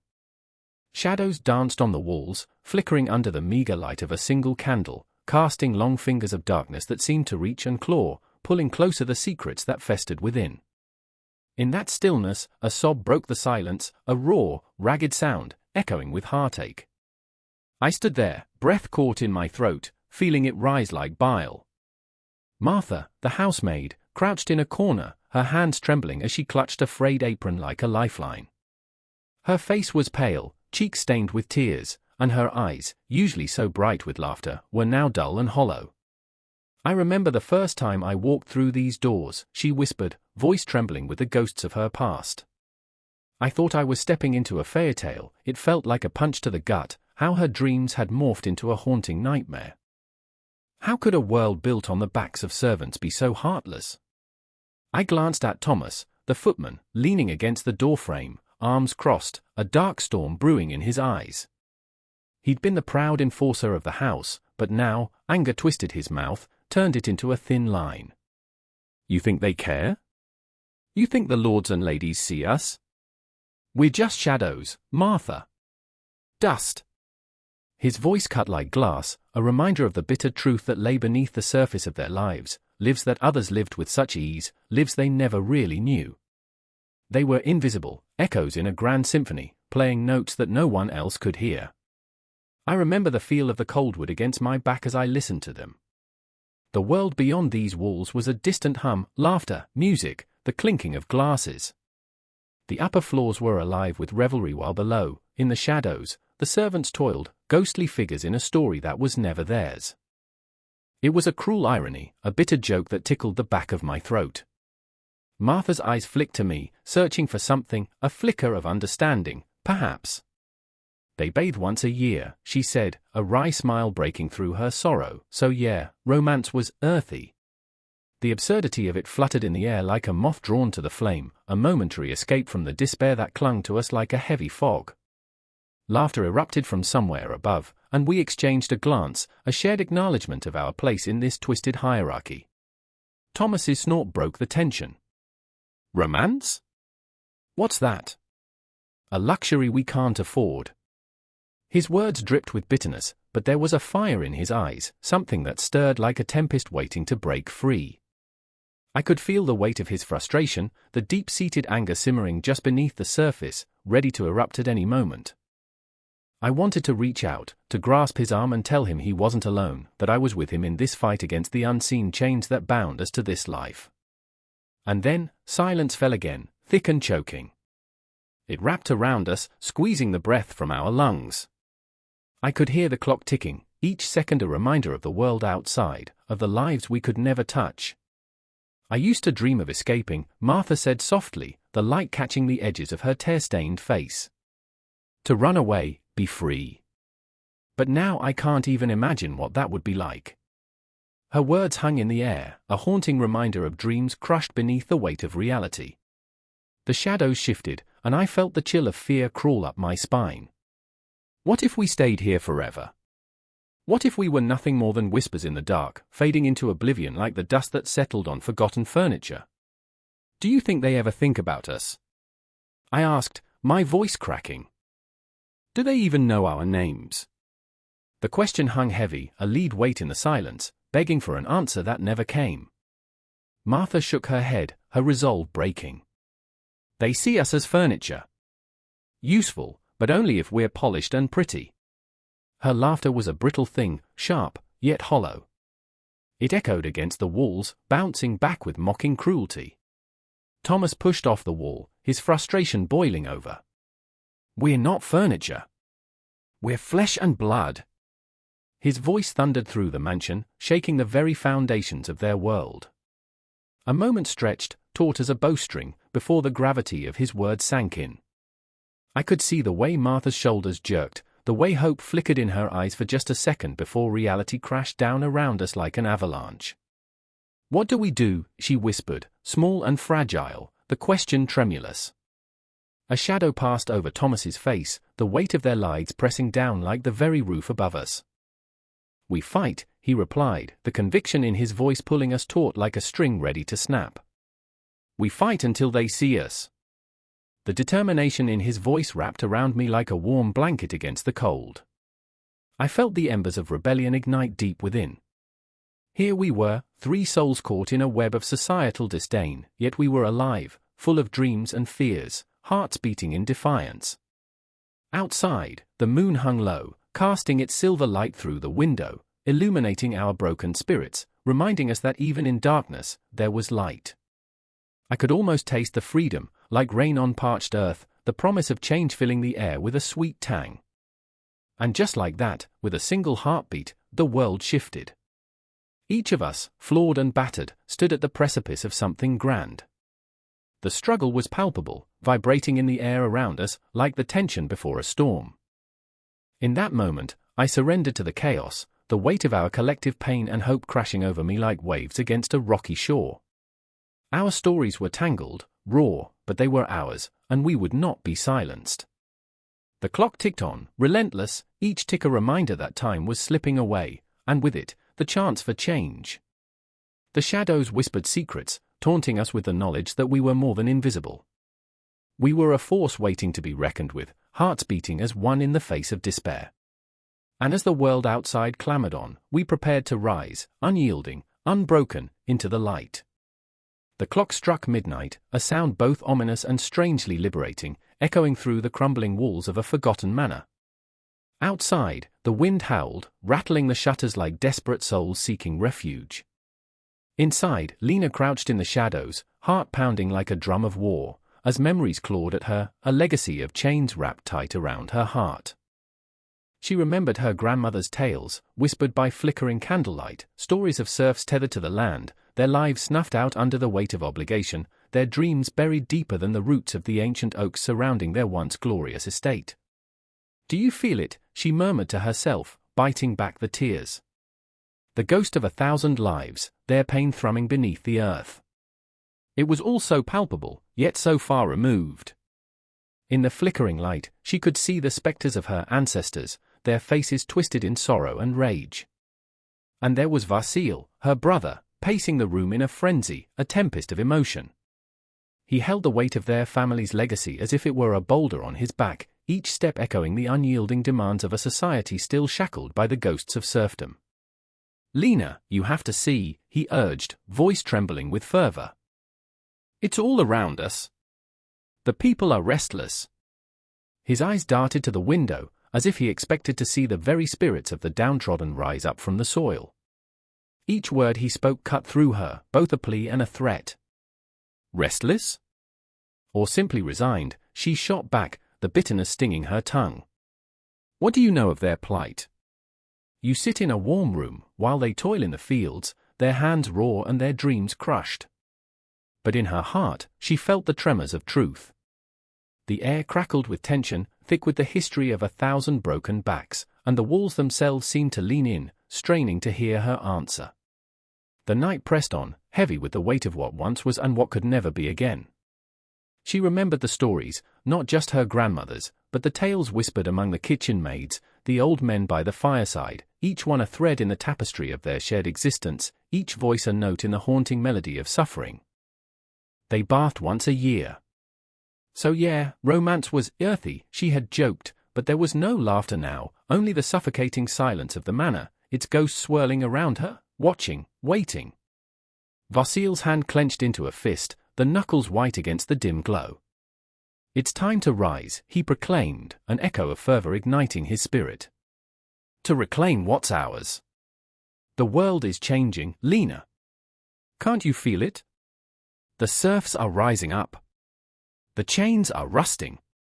He was the embodiment of hope and desperation, a storm in human form, and his passion ignited something deep within her, a flicker that threatened to blaze into a wildfire. But with every flicker came a shadow. "And what will that lead to?" she countered, her voice steady, though her heart raced. "Another cycle of pain? More ghosts to haunt us? The weight of rebellion is not light, Vasil. It crushes, it devours." She saw the glimmer of uncertainty in her brother's eyes, a crack in his armor of zeal. They were both caught in a tempest, the desire for change battling against the suffocating fear of what that change might bring. "Do you think they will follow us?" he asked, a vulnerability slipping through the cracks of his bravado. "Do you think they will listen?" The question hung heavy in the air, thick with the unspoken truth. They were not leaders, they were just two souls, adrift in a sea of turmoil, their voices mere whispers against the clamor of oppression. Perhaps they will, she admitted, her breath shaky. But not for the reasons you think. They will not follow us into the fire. They will fight for their freedom, for their own sake. The thought sent chills down her spine, the echoes of centuries-old cries for liberation blending with the howling wind outside. The sound of their rebellion was a distant thunder, a promise of change that could either heal or destroy. In that moment, the clock chimed again, a stark reminder of time slipping away, the past and the future colliding in an inevitable confrontation. Lena could feel the pulse of history around her. Serfdom had not simply vanished, it lingered like a ghost, shaping their society, crafting their beliefs, twisting their identities. The weight of that legacy sat heavy on her chest, as if she were the last link in a chain forged in suffering. I remember, she whispered, the stories of their laughter, their joy, birthed from the ashes of despair. I remember how they danced, how they dreamed, dreams that were suffocated before they even saw the light of day. Her words fell like stones into the abyss, rippling into the darkness of the manor, her memories colliding with the realities of the present. Maybe we are just echoes, Vasil said softly, his voice breaking against the tide of their emotions. Perhaps all we can do is listen to them, honor their sacrifices. And for a fleeting moment, as they stood in the heart of the storm, Lena felt a flicker of understanding pass between them. They were both haunted by the past, but perhaps they could also be lights guiding the way toward a future, if only they could escape the shadows. The night pressed on, the air thick with the scent of earth and longing, of dreams unfulfilled and the weight of an unyielding past. The manor creaked and groaned, a living entity caught in the throes of a restless spirit. Outside, the world was a tapestry of shadows and whispers. The cries of the serfs, once silenced, began to rise like smoke from the embers of history, igniting a fire in their hearts. And as Lena locked eyes with Vasil, the tension shifted. It was no longer just about them, it was about something so much larger, a reckoning that stretched through the ages, an echo of a legacy that clung to their very bones. The air thrummed with potential, charged and electric, every heartbeat a drumbeat of revolution, every breath a promise of change that lingered just out of reach.